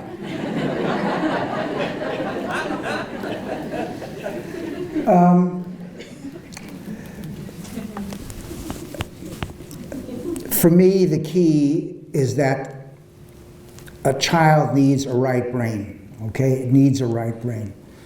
That right brain may be in a woman, it may be in a man, essentially. And we have situations in the United States where certain fathers stay home because actually they're better primary caregivers than the mothers are. We need, what the child needs is access to a right brain, and that is not necessarily, gender split like that, etc.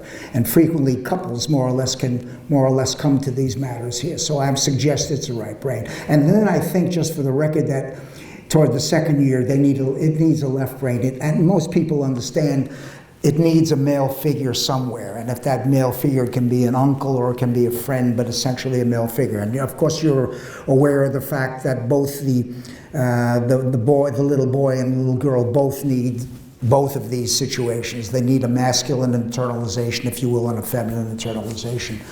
Clearly, the matter of a single parenting is a risk factor. It's a risk factor. We know that it's a risk factor, etc. We also need, incidentally, early intervention. Now, I haven't talked about this, but the other lecture that I'm giving to the mental health field is that we have to move more and more to early intervention and early prevention. We need to be able to detect high-risk dyads, mother-infant dyads, at the very beginning. And I'm now writing quite a bit about how we can detect high-risk dyads, etc., in assessments. Also, my most recent has been on autism spectrum disorder. So again, how can the culture provide therapeutic intervention assessments of these high-risk dyads, whatever the situation might be? On the matter of gay, one of these studies that I gave you about the father also had two gay men, as a couple, as a mutual couple there. And essentially one of them moving into the role, so to speak, of the primary caregiver, and one of them moving into the role of the secondary caregiver. The study was done essentially pretty late down the line. It was done with an average of 11-month-old infants. So we don't have, in those cases, more or less, there did not seem to be too much of a problem in that kind of a situation. One taking over.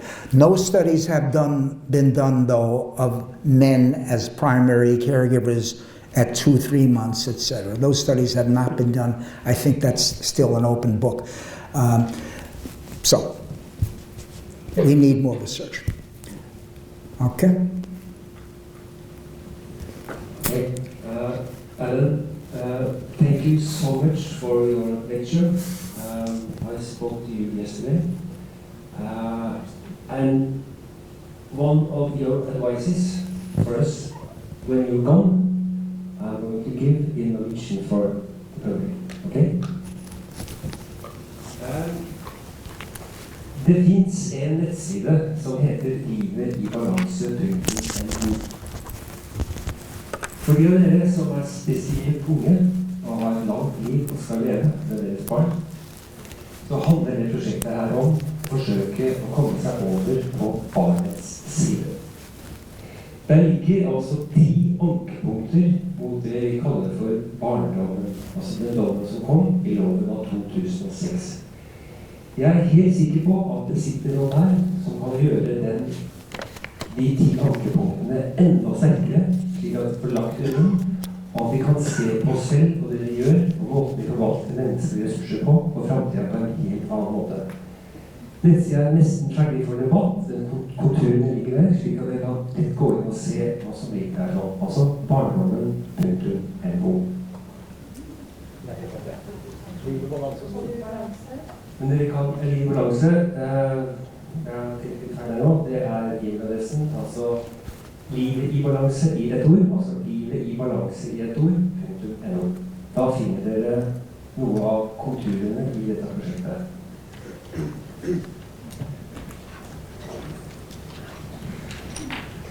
Hi. You talked earlier about how nighttime is a critical period. What do you think about co-sleeping? Co-sleeping.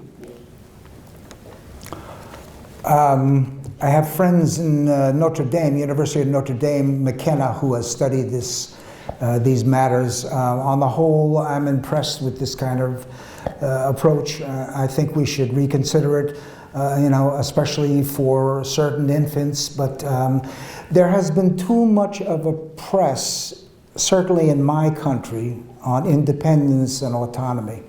I see that as problematic. The effects of co-sleeping in terms of the physiological regulation that occurs body to body, especially with infants who have more of an immature system, I think is well found. And so on the whole, I have very positive feelings about it, as incidentally, I have very strong positive feelings about breastfeeding also. I think that's kind of correlated with it. So for me, I'm in agreement with that. For the moment, I'm studying KMC, which is Kangaroo Mother Care. Yeah.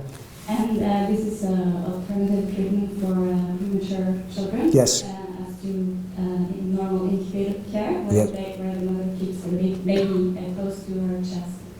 And I wonder if you could comment on in what kind of sense the knowledge that you have presented today applies to this. For example, would you say that the mother is the only person who should do KMC, opposed to the father also? And would you recommend that she, for example, keeps the baby on the left side of her chest? Yeah. The kangaroo care, this work of Tiffany Field, in Miami, United States, etc., with preterm infants, the science on it is absolutely direct and very strong, etc., and showing that what you're doing here is you're really leading to parasympathetic nervous system maturation. And that you're also, Tiffany Field, incidentally, if you look at the studies, she's showing that the outcome of kangaroo care is more enhanced right brain activity, so it's right down the line, etc. I'm very much in favor of that.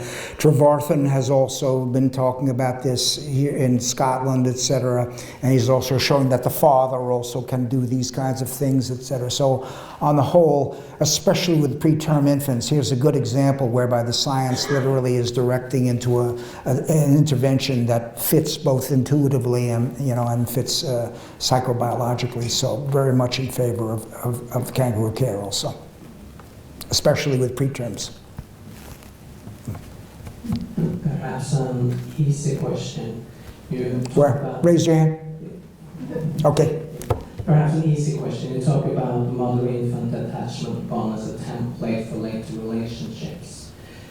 Does that mean that we relive this bond over and over in all new relationships, or is it more that we learn a way of emotional regulation in this attachment bond that we bring into the new relationship? Yeah.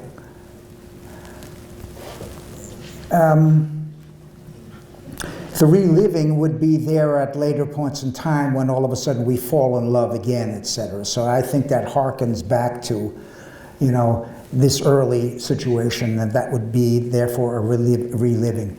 The reliving of the attachment really, however, is seen in psychotherapy, whereby we're looking at the reliving of attachment trauma. Because you have, in certain cases of psychopathology, let's say PTSD, you have individuals literally who are reenacting early attachment mechanisms where they're going into high states of dysregulation. And in the psychotherapy world, there's a lot of interest now in working with what are called reenactments. And these are essentially the reenactments of disorganized, disoriented attachment. So I think, yes, there is this reliving, but also at the same time, we're not looking at more than that. We're looking at, in cases of love and positive situations, the system going to more and more complexity and the ability to tolerate novelty. Because this infant in the first year, everything is new, etc.